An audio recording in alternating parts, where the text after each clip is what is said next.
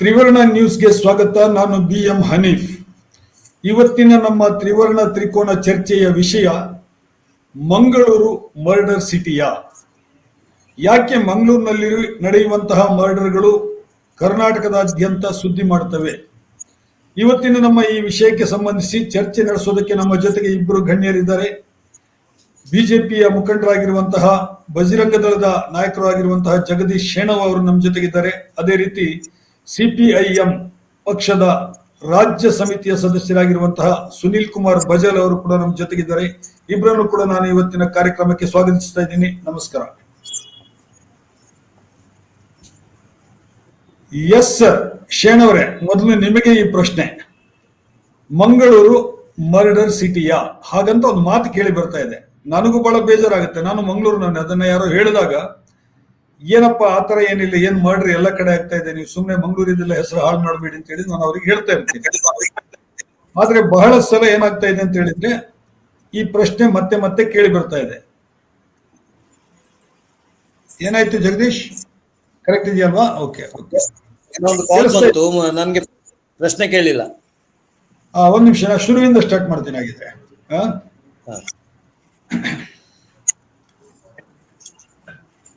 ನೀರ್ ಕುಡಿದು ಬಿಡೋಣ. ಇಬ್ರು ಘಟಾನುಘಟಿಗಳಿದ್ದೀರಾ ಮಂಗಳೂರಿನವರು. ಸ್ವಲ್ಪ ನಾವು ನೀರು ಕುಡಿದು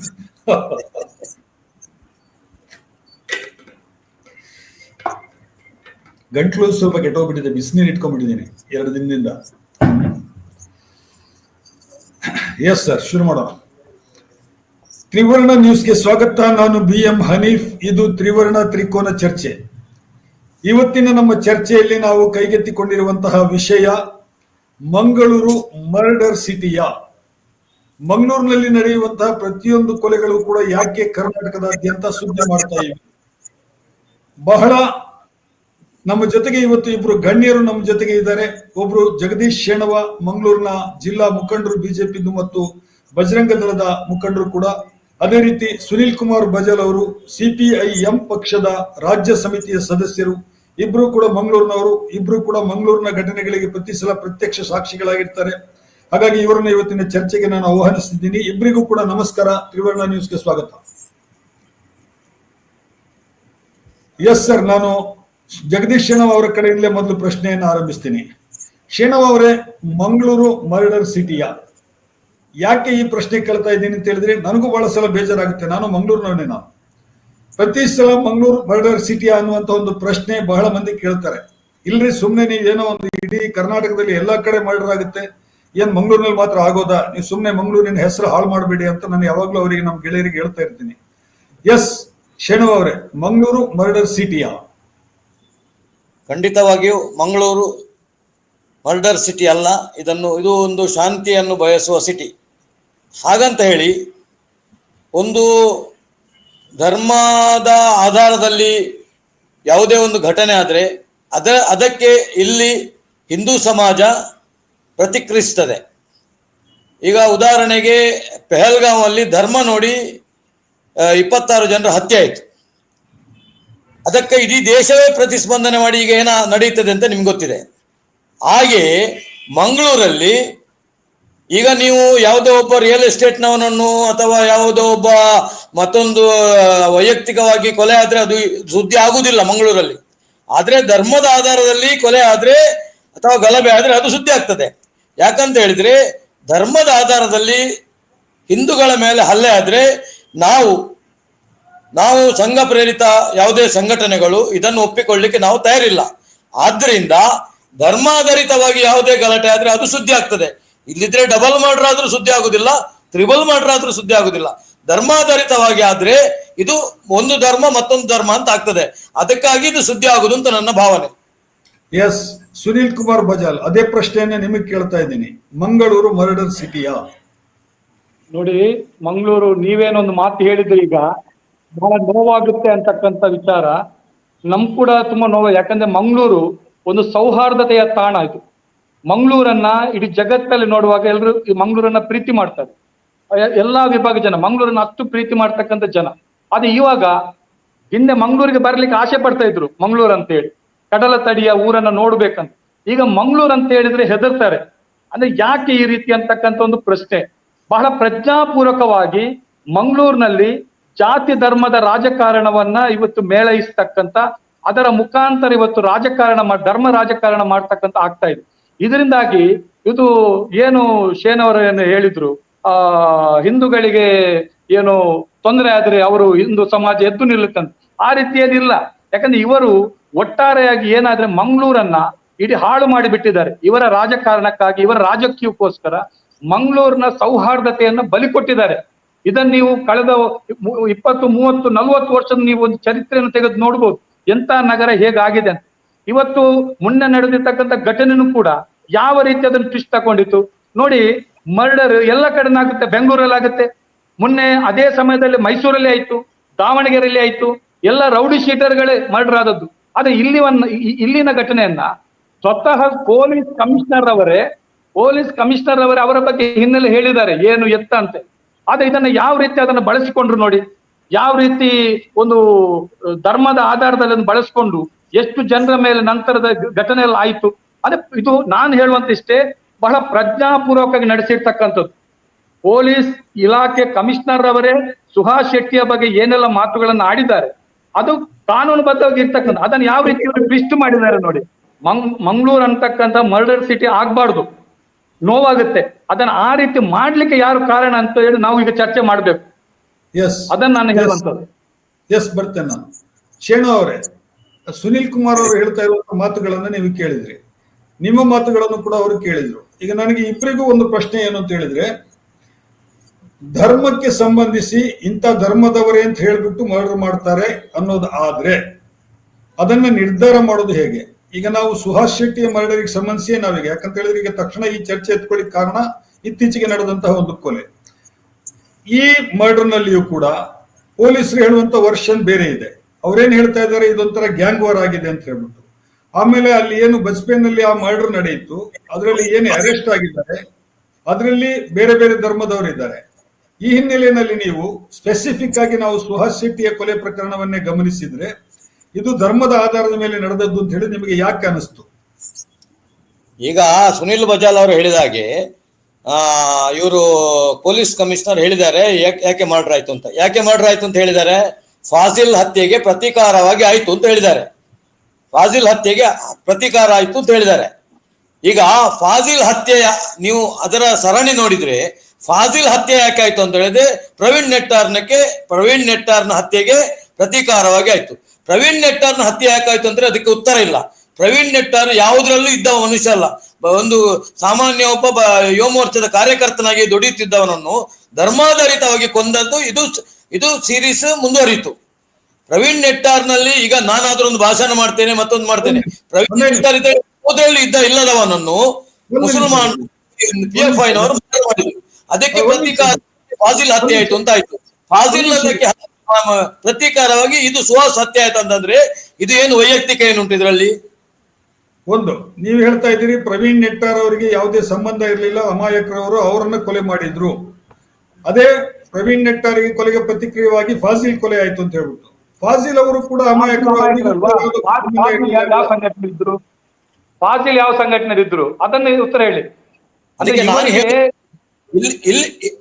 ಇಲ್ಲಿ ಧರ್ಮಾಧಾರಿತವಾಗಿ ಕೊಲೆ ಆಗ್ತದೆ ಅಂತ ಹೇಳುದು ನಾನು, ಇದು ವೈಯಕ್ತಿಕ ಕೊಲೆ ಅಲ್ಲ. ಅದಕ್ಕೆ ನಾನು ಹೇಳುದು ಸುಹಾಸ್ ಶೆಟ್ಟಿ ಇದ್ದು ಕೂಡ ಧರ್ಮಾಧಾರಿತ ಕೊಲೆ ಆಗಿದ್ದು, ಅದು ವೈಯಕ್ತಿಕ ಕೊಲೆ ಅಲ್ಲ. ಅದಕ್ಕೆ ಬೇಕಾಗಿ ಮತ್ತೊಂದು ಷಡ್ಯಂತ್ರದ ಭಾಗವಾಗಿ ಇಬ್ಬರು ಹಿಂದೂಗಳನ್ನು ಕೂಡ ಸೇರಿಸಿಕೊಂಡಿದ್ದಾರೆ. ಈಗ ಏನ್ ಮಾಡ್ತಾರೆ ಅಂದ್ರೆ, ಇಲ್ಲಿ ದನ ಸಾಗಿಸುವಾಗ 10 ಜನ ಮುಸ್ಲಿಮರು ಇರ್ತಾರೆ, ಡ್ರೈವರ್ ಒಬ್ಬ ಹಿಂದೂ ಇರ್ತಾನೆ. ಆಗ ಏನಾಯ್ತು, ಇದು ಹಿಂದೂ ಮುಸ್ಲಿಂ ಒಟ್ಟಿಗೆ ಸೇರಿ ಮಾಡಿದ್ದು ಅಂತ ಆಗ್ತದೆ. ಇದು ಮತ್ತೊಂದು ಭಾಗ. ಈ PFI ನವರು ನಿಷೇಧಿತ ಸಂಘಟನೆ ಇದೆ, ಇದರ ಮತ್ತೊಂದು ಷಡ್ಯಂತ್ರದ ಭಾಗವಾಗಿ ಈಗ ಮತ್ತೆ ಹಿಂದೂಗಳನ್ನು ಸೇರಿಸಲಿಕ್ಕೆ ಶುರು ಮಾಡಿದ್ದಾರೆ ಅಂತ ನಾನು ಹೇಳುದು. ಸುನಿಲ್ ನೋಡಿ ಆ ರೀತಿ ಏನಿಲ್ಲ ನೋಡಿ. ಇವರು ಯಾವ ರೀತಿ ಅದನ್ನ ಟ್ವಿಸ್ಟ್ ಮಾಡ್ತಾ ಇದ್ದಾರೆ ಅಂದ್ರೆ, ಪ್ರತಿಯೊಂದಕ್ಕೂ ಓಪನ್ ಆಗಿ ಶರಣ್ ಪಂಪೇಲ್ ಫಾಜಿಲ್ನ ಹತ್ಯೆ ಆದಾಗ ಓಪನ್ ಆಗಿ ನಾವು ಇದಕ್ಕೆ ಸೇಡಿಗೆ ಸೇಡು ತೀರಿಸ್ಕೊಂಡಿದ್ದೀವಿ ಅಂತೇಳಿ. ಅಂದ್ರೆ ಇವರಿಗೆ ನಿಜವಾಗಿ ಯಾರು ಇನ್ವಾಲ್ವ್ ಆಗಿದ್ರೆ ಅವರ ಮೇಲೆ ಆಕ್ಷನ್ ತಕೊಳ್ಳಿ. ಅವರ ಇದು ಅಮಾಯಕರನ್ನು ಕೂಡ ಇವರು ಕೊಲ್ಲುವಂಥದ್ದು ಎಷ್ಟು ಸರಿ ಅಂದ್ರೆ, ಇವರಿಗೆ ಒಬ್ಬ ಹಿಂದೂ ಮರ್ಡರ್ ಆದ್ರೆ ಒಬ್ಬ ಮುಸಲ್ಮಾನ ಮರ್ಡರ್ ಆಗ್ಬೇಕು, ಅಷ್ಟಕ್ಕೆ ಇವರು ಇದನ್ನ ಸರಣಿಯನ್ನ ಮಾಡ್ತಾ ಹೋಗ್ತಾರೆ. ಪ್ರಶ್ನೆ ಇರ್ತಕ್ಕಂಥದ್ದು, ಇವರ ಇಡೀ ರಾಜಕಾರಣಕ್ಕೆ ಕೊನೆಗೆ ಬಲಿಯಾಗುದು ಅಂತವರು ಯಾರು? ಅಮಾಯಕರು ಬಲಿ ಆಗ್ತಕ್ಕಂಥದ್ದು. ಇವರಿಗೆ ಈಗ PFI ಅಂತ ಹೇಳ್ತಾ ಇದ್ದಾರಲ್ಲ, ಅಥವಾ ಇನ್ನೊಂದು ಮತ್ತೊಂದು. ಈಗ ಈ ಬಹುಸಂಖ್ಯಾತ ಕೋಮುವಾದ ಎಷ್ಟು ಅಪಾಯಕಾರಿ, ಅಷ್ಟೇ ಅಲ್ಪಸಂಖ್ಯಾತ ಕೋಮು ಅಪಾಯಕಾರಿ. ಯಾರು ಬೆಳೆಸಿರುವಂತದ್ದು ಇವರನ್ನ? ಈಗ ಇವರದೇ ಸರ್ಕಾರ ಕೇಂದ್ರದಲ್ಲಿದೆ. ಈಗ PFI ನಿಷೇಧ ಮಾಡಿದೆ, ಅವ್ರಿಗೆ ಗೊತ್ತಿದೆ ಯಾರು ಅಂತ. ಯಾಕೆ ಅವರ ಹೆಡಮುದಿಯನ್ನ ಕಟ್ಟಲಿಕ್ಕೆ ಆಗೋದಿಲ್ಲ ಅಂದ್ರೆ ಇವರಿಗೆ ಅಲ್ಪಸಂಖ್ಯಾತ ಕೋಮುವಾದನ್ನು ಬೇಕು ಇವರಿಗೆ. ಅವರನ್ನ ತೋರಿಸಿ ಇವರ ರಾಜಕಾರಣ ಮಾಡ್ಲಿಕ್ಕೆ ಇವರು ಮಾಡ್ತಕ್ಕಂಥ ಒಂದು ಪಿತೂರಿಯ ಭಾಗ ಅಷ್ಟೇ. ಎಸ್ ಜಗದೀಶ್, ಈಗ ಸರಿ, ಈ ತರ ಕೊಲೆಗಳು ನಡೀತಾ ಇದೆ ಅಂತ ನೀವು ಹೇಳ್ತಾ ಇದ್ದೀರಿ, ಧರ್ಮಾಧಾರಿತವಾಗಿ ನಡೀತಾ ಇದೆ ಅಂತ ಹೇಳಿ ಹೇಳ್ತಾ ಇದ್ದೀರಿ. ಯಾಕೆ ಈಗ ಒಂದು ಧರ್ಮದವರನ್ನು ಇನ್ನೊಂದು ಧರ್ಮದವರು ಕೊಲೆ ಮಾಡಿದಾಗ ಆ ಒಂದು ಧರ್ಮದವರು ಇನ್ನೊಂದು ಧರ್ಮದವರನ್ನು ತಾವೇ ಕೊಲೆ ಮಾಡ್ಲಿಕ್ಕೆ ಯಾಕೆ ಹೋಗ್ತಾರೆ? ಇಲ್ಲಿ ಪೊಲೀಸ್ ವ್ಯವಸ್ಥೆ ಇದೆಯಲ್ಲ, ಸರ್ಕಾರ ಇದೆಯಲ್ಲ. ಯಾವ ಸರ್ಕಾರ ಅನ್ನೋದು ಬಿಡಿ, ಹಿಂದೆ ಬಿಜೆಪಿ ಸರ್ಕಾರನೇ ಇತ್ತು, ಕಾಂಗ್ರೆಸ್ ಸರ್ಕಾರನೇ ಇತ್ತು. ಎರಡು ಸರ್ಕಾರ ಇದ್ದಾಗ ಈ ತರದ್ದು ನಡೀತಾನೆ ಬಂದಿದೆ. ಆದ್ರೆ ಯಾರು ತಲೆ ಕೆಡಿಸ್ಕೊಳ್ಳಿಲ್ಲ. ಪೊಲೀಸ್ ನೋಡ್ಕೊಳ್ತಾರೆ ಅಂತ ಬಿಟ್ಬಿಟ್ರು ಪೊಲೀಸರಿಗೆ. ಮಂಗಳೂರಿನಲ್ಲಿ ಯಾಕೆ ಹಾಗಾಗ್ತಾ ಇಲ್ಲ ಶರಣವರೇ? ಅಲ್ಲ, ಈಗ ಸುನಿಲ್ ಬಜಾಲ್ರವರು ನಾವು ಕೊಲೆ ಮಾಡಿ ರಾಜಕೀಯ ಮಾಡ್ತೇವೆ ಅಂತ ಹೇಳ್ತಾರೆ. ಇವರು ಕಮ್ಯುನಿಸ್ಟ್ನವರು ಒಂದು ರಾಜ್ಯದಲ್ಲಿ ಇರುವುದು, ಆ ರಾಜ್ಯದ ಚರಿತ್ರೆ ರಕ್ತ ಚರಿತ್ರೆ ಯಾರ್ದು? ವಿಷಯವನ್ನು ಡೈವರ್ಟ್ ಮಾಡೋದು ಬೇಡ. ಅಲ್ಲಿಯ ರಾಜಕೀಯ ಏನು ಅಂತ ಹೇಳಿ, ಅಲ್ಲಿ ನೀವು ಬಿಜೆಪಿ ಅವರು ಎಷ್ಟು ರಾಜಕೀಯ ಮಾಡ್ತಿದ್ದು, ಎಷ್ಟು ಮರ್ಡರ್ ಮಾಡಿದೆ ಅಂತ ಹೇಳಿ ನಿಮ್ಮವರೇ ಹೊರಗಡೆ ಬಂದು ಬರೆದಿರುವಂತ ಪುಸ್ತಕನೇ ಇದೆ, ಇಡೀ ಚರಿತ್ರೆ ಇದೆ. ಅದು ಬಿಡಿ, ನಾವು ಇಲ್ಲಿ ಮಾತಾಡ್ತಕ್ಕಂಥದ್ದು ಅನೀಫ್ ಸರ್ ಹೇಳಿದಾಗನೆ ಮಂಗಳೂರು ನಗರ ಮರ್ಡರ್ ಸಿಟಿ ಅನ್ನುವಂತ ಇಲ್ಲಿಗ ಚೌಕಟ್ಟಿನ ಮಾತಾಡೋದು ಒಳ್ಳೇದು. ಅಲ್ಲಲ್ಲ, ಯಾಕಂದ್ರೆ ನಿಮ್ಗೆ ನಿಮ್ಮ ನಿಮ್ಮ ಏನು ಸಿದ್ಧಾಂತದ ಚರಿತ್ರೆ ಇದು. ನಮ್ದು ಬಜರಂಗ ದಳ ವಿಶ್ವ ಹಿಂದೂ ಪರಿಷತ್ ಹುಟ್ಟಿ ಬಜರಂಗ ದಳ ಮಂಗಳೂರಲ್ಲಿ ಆಗಿ ನಿಮ್ಮ ಏನು ಪಕ್ಷ ಹುಟ್ಟಿದಷ್ಟು ವರ್ಷ ಆಗಿಲ್ಲ. ಆದ್ರೆ ಕೇರಳದ ರಕ್ತ ಚರಿತ್ರೆಯನ್ನೇ ನೋಡಿದ್ರೆ ನಮ್ಗೆ ಸಾಕಾಗ್ತದೆ. ಎಷ್ಟೆಷ್ಟು ಜನರ ಮರ್ಡರ್ ಆಗಿದೆ ಒಂದು ರಾಜಕೀಯಕ್ಕಾಗಿ ಅತ್ಯಂತ ಹೆಚ್ಚು ಮರ್ಡರ್ ಅನ್ನು ಮಾಡಿದವರು ಕಮ್ಯುನಿಸ್ಟ್ ಪಕ್ಷ ಕೇರಳದಲ್ಲಿ ಅಂತ ನಾನು ಅದನ್ನು ಘಂಟಾಘೋಷವಾಗಿ ಹೇಳಬಲ್ಲೆ. ಅದು ಬಿಡಿ, ಯಾಕೆ ಅದು ಆ ಚರಿತ್ರೆ ವಿಚಾರ ಬೇರೆ. ಅದಕ್ಕಿಂತ 10 ಪಟ್ಟು ನೀವು ಮರ್ಡರ್ ಮಾಡಿದಂತ ಚರಿತ್ರೆ ಇದೆ ಕೇರಳದಲ್ಲಿ. ನೀವು ಮರ್ಡರ್ ಮಾಡಿ ಅದು ಯಾರ್ಯಾರ ಮೇಲಿಗೆ ಕೇಸ್ ಹಾಕಿಸುವಂತ ಇಡೀ ಚರಿತ್ರೆ ಇದೆ ಅಲ್ಲ, ನಿಮ್ಮ ಒಳಗಡೆ ಒಂದು ಹೊರಗಡೆ ಬಂದಿರ್ತಕ್ಕಂಥ ಚರಿತ್ರೆನ ಬರೆದಿದ್ದಾರೆ. ಎಸ್ ಈಗ ಬೇಡ, ನಾವು ಕೇರಳದ ಇನ್ಫ್ಲುಯೆನ್ಸು ದಕ್ಷಿಣ ಕನ್ನಡದ ಮೇಲೆ ಬಹಳ ಜೋರಾಗಿ ನಡೀತದೆ ಅನ್ನೋದು ಗೊತ್ತಿದೆ ನನಗೆ. ಮಂಗಳೂರಿನ ಮೇಲೆ ಕೇರಳದ ಪ್ರಭಾವ ಬಹಳ ಚೆನ್ನಾಗಿದೆ, ಜೋರಾಗಿದೆ, ಅದು ಗೊತ್ತಿದೆ ಬೇರೆ ಬೇರೆ ವಿಷಯಗಳಲ್ಲಿ. ಅದು ಬಿಟ್ಬಿಡೋಣ, ನಾವು ಅಲ್ಲಿಗೆ ಹೋದ್ರೆ ನಾವು ಅದು ವಿಷಯ ಡಿಬೇಟ್ ಆಗುತ್ತೆ. ನಾನು ಕೇಳಿದ ಪ್ರಶ್ನೆ ಏನು ಅಂತ ಹೇಳಿದ್ರೆ, ಜಗದೀಶ್ ಅವರೇ, ಆಯ್ತು, ಒಬ್ರು ಮರ್ಡರ್ ಮಾಡಿದ್ರು. ಆ ಮರ್ಡರ್ ಮಾಡಿದಾಗ ನಾವು ಜನರು ಯಾರ ಮೇಲೆ ವಿಶ್ವಾಸ ಇಡಬೇಕು? ಮೊದಲು ಪೊಲೀಸ್ ಮೇಲೆ, ಸರ್ಕಾರದ ವ್ಯವಸ್ಥೆ ಮೇಲೆ ವಿಶ್ವಾಸ ಇಡಬೇಕು. ಪೊಲೀಸ್ನವರಿಗೆ ಕಂಪ್ಲೇಂಟ್ ಆಗುತ್ತೆ, ಅವರು FIR ಮಾಡ್ತಾರೆ, ಅರೆಸ್ಟ್ ಮಾಡ್ತಾರೆ. ಸುವೋಮೋಟೋ ನಾವೇ ಅದನ್ನ ಪ್ರತೀಕಾರ ತೀರಿಸೋದಕ್ಕೆ ಅಂತ ಹೇಳಿ ಹೋದ್ರೆ ಇದು ಹೀಗೆ ಕಂಟಿನ್ಯೂ ಆಗ್ತದಲ್ವಾ? ಇದು ಸರಿನಾ? ಇದು ಈ ತರ ಪೊಲೀಸರ ಮೇಲೆ ನಂಬಿಕೆ ಇಲ್ವಾ ನಿಮ್ಗಾಗಿದ್ರೆ? ಅಲ್ಲಲ್ಲ, ಪೊಲೀಸರ ಮೇಲೆ ನೋಡಿ, ಇಲ್ಲಿಯ ಉಸ್ತುವಾರಿ ಸಚಿವರು ಮರ್ಡರ್ ಆದ ಕೂಡಲೇ ಒಂದು ಕತೆ ಕಟ್ತಾರೆ. ಏನಂತ ಹೇಳಿದ್ರೆ, ಇದು ಫಾಜಿಲ್ನ ಕೇಸಿಗೆ ಪ್ರತೀಕಾರ ಆದದಲ್ಲ, ಫಾಜಿಲ್ನ ಸಂಬಂಧವರದ್ದು ನಾನು ಮಾತಾಡಿದೆ. ಅವರು ಹೇಳ್ತಾರೆ ನಮ್ಗೆ ಇದ್ರಲ್ಲಿ ಏನು ಸಂಬಂಧ ಇಲ್ಲ, ನಾನು ಬಿಟ್ಟಿದ್ದೇವೆ, ನಮ್ಮ ಮಗ ಸತ್ತಿದ್ದಾನೆ, ನಾವು ದೇವರಲ್ಲಿ ಪ್ರಾರ್ಥನೆ ಒಂದು ನಿಮಿಷ ಮಾಡ್ತೇನೆ ಅಂತ ಹೇಳ್ತಾರೆ. ಒಂದು ಕರೆಕ್ಷನ್ ನೀವು ಹೇಳಿದ್ದಕ್ಕೆ, ಅವರಿಗೆ ಫಾಜಿಲ್ ಅವರ ತಂದೆ ಅವರು ಫೋನ್ ಮಾಡಿ ಹೇಳಿದ್ದು, ಇವ್ರು ಫೋನ್ ಮಾಡಿದ್ದಲ್ಲ ಅವರಿಗೆ. ಯಾರಿಗೆ? ಈಗ ನಾನು ಹೇಳುದು, ಒಬ್ಬ ಸ್ಪೀಕರ್ ಆಗಿದ್ದವರು MLA ಅಲ್ಲ, ಮಂತ್ರಿ ಅಲ್ಲ, ಅಂದ್ರೆ ಅವರು ಎಲ್ಲರಿಗೂ ಸ್ಪೀಕರ್, ಅಂದ್ರೆ ಅವರಿಗೆ ಪಕ್ಷ ಇಲ್ಲ. ಈಗ ಅವರು ಕ್ಲೀನ್ ಚಿಟ್ ಕೊಡ್ತಾರೆ ಫಾಜಿಲ್ನವರ ಫ್ಯಾಮಿಲಿಗೆ. ಅರ್ಧ ಗಂಟೆ ಒಳಗೆ ಕಮಿಷನರ್ ಪ್ರೆಸ್ ಮಾಡಿ ಹೇಳ್ತಾರೆ ಅವನ ಅಣ್ಣ ಇದಕ್ಕೆ ಸುಪಾರಿ ಕೊಟ್ಟದ್ದು ಅಂತ. ಈ ರೀತಿಯ ವ್ಯವಸ್ಥೆ ಒಂದು ಪಕ್ಷದ ಸ್ಪೀಕರ್ ಆಗಿದ್ದವರು ಮಾಡಿದ್ರೆ ಮತ್ತೆ ಸಮಾಜ ಯಾರನ್ನು ನಂಬೇಕು ಸ್ವಾಮಿ? ಯಾರನ್ನು ನಂಬೇಕು? ಈಗ ಕ್ಲೀನ್ ಚಿಟ್, ಈಗ ಅದು ಏನಿದ್ರು ಒಂದು ಸ್ಪೀಕರ್ಗೆ ಇದರ ವಿಷಯ ಶಾಂತಿ ಕಾಪಾಡಿ ಅಂತ ಮಾತ್ರ ಹೇಳ್ಬೇಕು ಹೊರತಾಗಿ ಅದರಲ್ಲಿ ಯಾರು ಇನ್ವಾಲ್ವ್ ಆಗಿದ್ದಾನೆ, ಯಾರು ಆಗಿಲ್ಲ, ಇದು ಒಬ್ಬ ಸ್ಪೀಕರ್ಗೆ ಹೇಳುವ ಮಾತಾ? ಸ್ಪೀಕರ್ ಹೇಳಲಿಕ್ಕೆ ಉಂಟ ಇದನ್ನು? MLA ಹೇಳಿ, ಅದು ಬೇಡ. ಆದ್ರೂ ಕೂಡ ಒಬ್ಬ ಸ್ಪೀಕರ್ ಆಗಿ ಒಂದು ಜವಾಬ್ದಾರಿ ಸ್ಥಾನದಲ್ಲಿ ಇದ್ದವರು ಒಂದು ತನಿಖೆಯ ದಿಕ್ಕನ್ನು ತಪ್ಪಿಸುವ ಒಂದು ಹಂತಕ್ಕೆ ಹೋಗ್ತಾರೆ ಅಂತ ಹೇಳಿದ್ರೆ ಜನ ಯಾರನ್ನು ನಂಬಬೇಕು?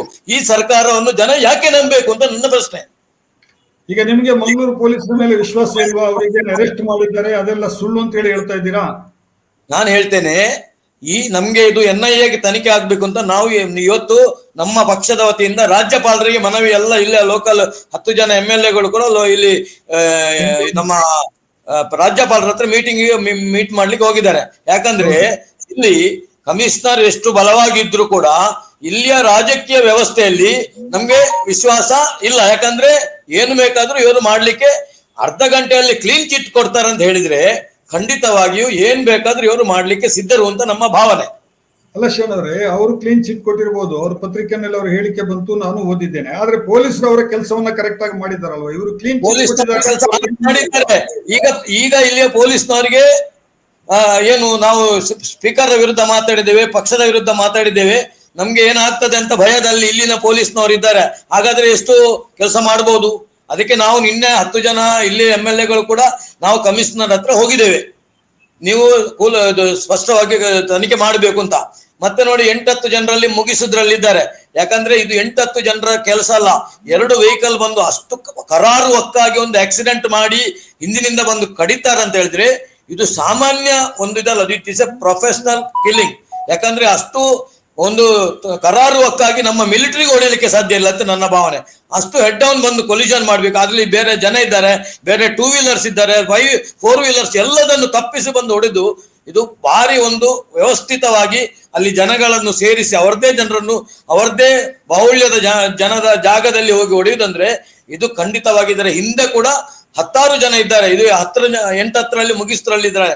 ಅದಕ್ಕೆ ನಾವು ನಿನ್ನೆ ಹೇಳಿದ್ದೇವೆ, ಯಾರೆಲ್ಲ ಅದರ ಹಿಂದೆ ಇದ್ದೇವೆ ಅದನ್ನು ಇದ್ದಾರೆ ಅವರನ್ನೆಲ್ಲ ಸದೆಬಡಿಬೇಕು ಅಂತ ನಾವು ಹೇಳಿದ್ದೇವೆ.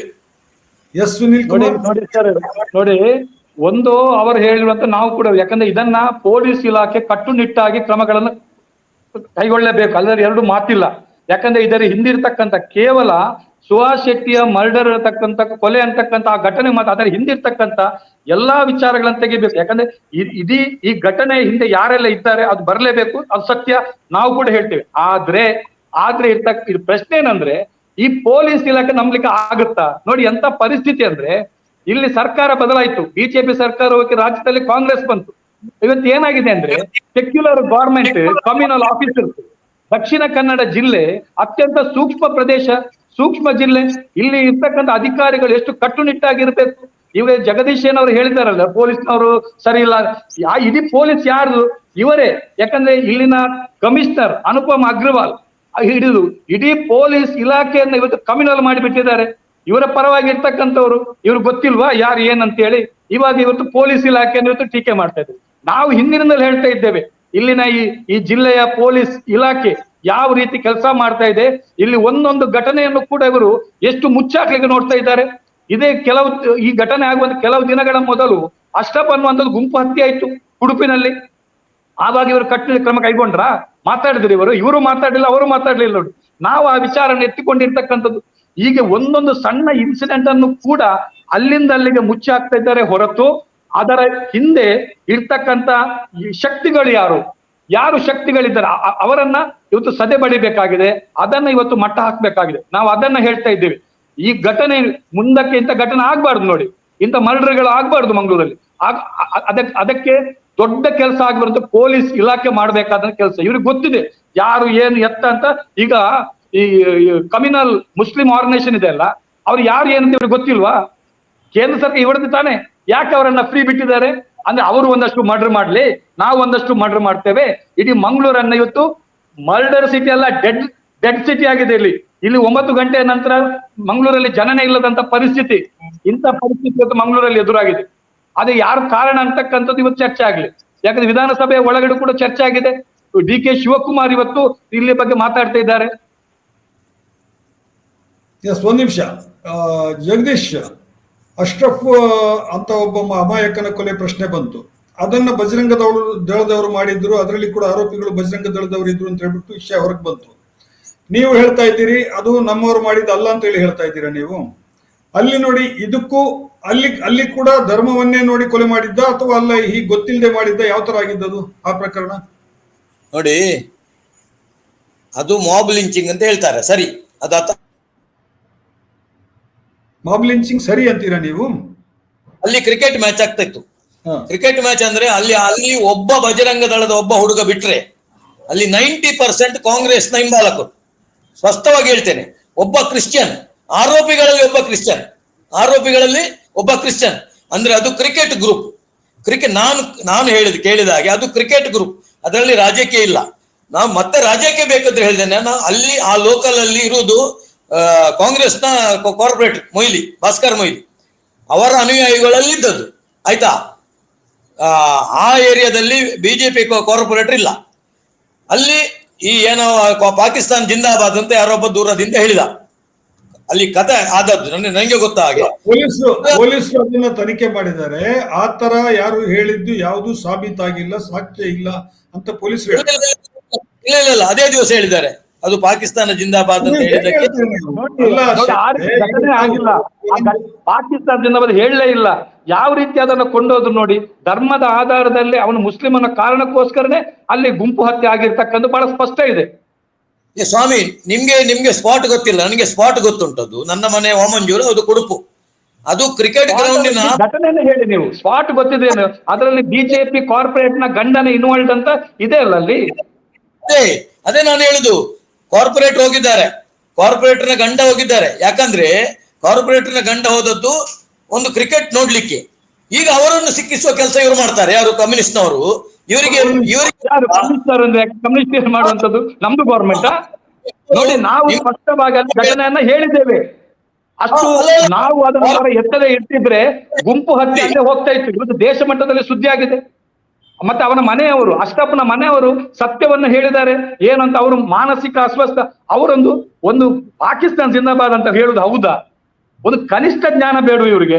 ಮತ್ತೆ ಇದನ್ನು FIR ಮಾಡಿಸೋದು ಯಾರು? ಇವರ ಸಂಘ ಪರಿವಾರ ಪ್ರೇರಿತ ವ್ಯಕ್ತಿಯಿಂದಲೇ. ಪೊಲೀಸ್ ನೋಡಿ, ಪೊಲೀಸ್ ಎಷ್ಟು ಕಮ್ಯುನಲ್ ಆಗಿದೆ ಅಂದ್ರೆ, ಸ್ವತಃ ಪೊಲೀಸ್ ಕಮಿಷನರ್ FIR ಬಿಜೆಪಿಯ ಸಂಘ ಪರಿವಾರದ ಕಾರ್ಯಕರ್ತನ ಮಾಡಿಸಿದ್ದಾರೆ. ಅವನು ಅದನ್ನ ಹೇಳುದು ಏನು, ಪಾಕಿಸ್ತಾನ ಜಿಂದಾಬಾದ್ ಹೇಳಿದ್ದಾರೆ ಅಂತೇಳಿ. ಅಲ್ಲ ಸ್ವಾಮಿ, ಅವನು ಅಲ್ಲಿ ಆರ್ಗನೈಸರ್. ಯಾರು ಆ ಹುಡುಗ, ಯಾರು ಕಂಪ್ಲೇನೆಂಟ್ ಇದ್ದಾನೆ, ಅದವನು ಆರ್ಗನೈಸರ್.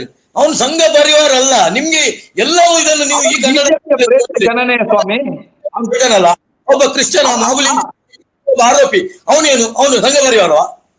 ಒಂದ್ ನಿಮಿಷ ಶನಿ ಅವರು ಒಂದ್ ನಿಮಿಷ ರೀ. ಅಲ್ಲಲ್ಲ, ಒಂದ್ ನಿಮಿಷ ಸುನೀಲ್ ಕುಮಾರ್ ಇರಿ. ಈಗ ಬಜ್ಪೇನಲ್ಲಿ ನಡೆದಿರುವಂತಹ ಘಟನೆಯಲ್ಲಿ ಶೇನವನವರೇ, ಅಲ್ಲಿ ಹಿಂದೂಗಳು ಇದ್ರು, ಮುಸ್ಲಿಮರು ಇದ್ರು, ಆರೋಪಿಗಳು. ಅವರನ್ನೆಲ್ಲ ಅರೆಸ್ಟ್ ಮಾಡಿದ್ದಾರೆ. ಅವ್ರ ಒಟ್ಟಿಗೆ ಮಾಡಿದ್ದು ಏನು ಹೌದು ಅನ್ನೋದು ಎಲ್ರಿಗೂ ಬಹಳ ಖಚಿತವಾಗಿದೆ.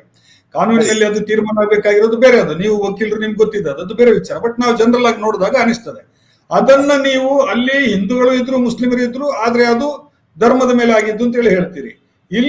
ಇಲ್ಲಿ ಮಾಬ್ ಲಿಂಚಿಂಗ್ ನಲ್ಲಿ ಕೂಡ ಕ್ರಿಶ್ಚಿಯನ್ರು ಇದ್ರು, ಹಿಂದೂಗಳಿದ್ರು, ಎಲ್ಲರೂ ಇದ್ರು. ಇದು ಧರ್ಮದ ಮೇಲೆ ಆಧಾರ ಆಗಿರೋದು ಅಂತ ಹೇಳ್ಬಿಟ್ಟು ಇವರು ಹೇಳ್ತಾ ಇದ್ದಾರೆ. ಇದು ಹೇಗಾಗ್ತಾ ಇದೆ ಅಂತ ಹೇಳಿದ್ರೆ, ನೀವು ಪ್ರತಿಯೊಂದಕ್ಕೂ ಧರ್ಮವನ್ನ ನಾವು ಹೆಚ್ಚಾಗಿ ಲಿಂಕ್ ಮಾಡ್ತಾ ಇದೀವಿ ಅಂತ ಹೇಳಿ ಅನಿಸ್ತಾ ಇದೆ ನನಗೆ. ಒಂದು ಮರ್ಡರ್ ಕೇಸನ್ನ ನೀವು ವಕೀಲರು, ನೀವು ಕೋರ್ಟಲ್ಲಿ ವಾದ ಮಾಡಿದವರು, ನಿಮ್ಗೆ ಗೊತ್ತಿದೆ, ನೀವು LLB ಓದಿದವರು. ಒಂದು ಪ್ರಕರಣವನ್ನು ನಾವು ನೋಡುವಾಗ ನಾವು ಅದರ ಅಕಾಡೆಮಿಕಲ್ ಮೆರಿಟ್ಸ್ ಏನಿದೆ ಅನ್ನೋದನ್ನ ನಾವು ಸಾಮಾನ್ಯವಾಗಿ ನೋಡ್ಬೇಕಾಗಿರೋದು. ನಾವು ಒಬ್ಬ ರಾಜಕಾರಣಿಯಾಗಿಯೂ ಕೂಡ ನೀವು ಅದನ್ನ ಗಮನಿಸಬೇಕಾಗಿರೋದು ಆ ತರ. ಇದು ಪ್ರತಿಯೊಂದಕ್ಕೂ ಇಲ್ಲ ಧರ್ಮದ ಕಾರಣಕ್ಕೆ ಆಗಿದೆ ಅಂತ ಹೇಳ್ಬಿಟ್ಟು ಈಗ ಹಿಂಗೆ ಮುಂದುವರಿತಾ ಹೋದ್ರೆ, ಈಗ ನೀವೀಗ ಏನು ಅಲ್ಲಿಂದ ಶುರು ಮಾಡಿದ್ರಿ, ನೀವೀಗ ಅಲ್ಲಿಂದ ನಮ್ಮ ಯಾರು ನೆಟ್ಟಾರ್ ಅಲ್ವಾ? ಹೌದು, ಅವ್ರ ಹೆಸರೇನು? ಪ್ರವೀಣ್ ನೆಟ್ಟಾರ್. ಪ್ರವೀಣ್ ನೆಟ್ಟಾರ್ ಅವರ ಕೊಲೆಯಿಂದ ಯಾವುದು ಕಾರಣ ಅಂತೇಳಿ ಇನ್ನೂ ಗೊತ್ತಾಗಿಲ್ಲ. ಆಯ್ತಾ, ಏನು ಕಾರಣ ಅಂತೇಳಿ ಇನ್ನೂ ಗೊತ್ತಾಗಿಲ್ಲ. ಆದ್ರೆ ಅವ್ರದ್ದು ಏನು ತಪ್ಪಿರ್ಲಿಲ್ಲ ಅಲ್ಲಿ ಆ ಪ್ರಕರಣದಲ್ಲಿ. ಅದು ಕೂಡ ಕ್ಲಿಯರ್ ಇದೆ ತನಿಖೆನಲ್ಲಿ. ನಮಗೆ NIA ಅವರು ಬಂದು ತನಿಖೆ ಮಾಡಿದಾರೆ ಅದನ್ನ. ಅದಾಯ್ತು ಅಲ್ಲಿ.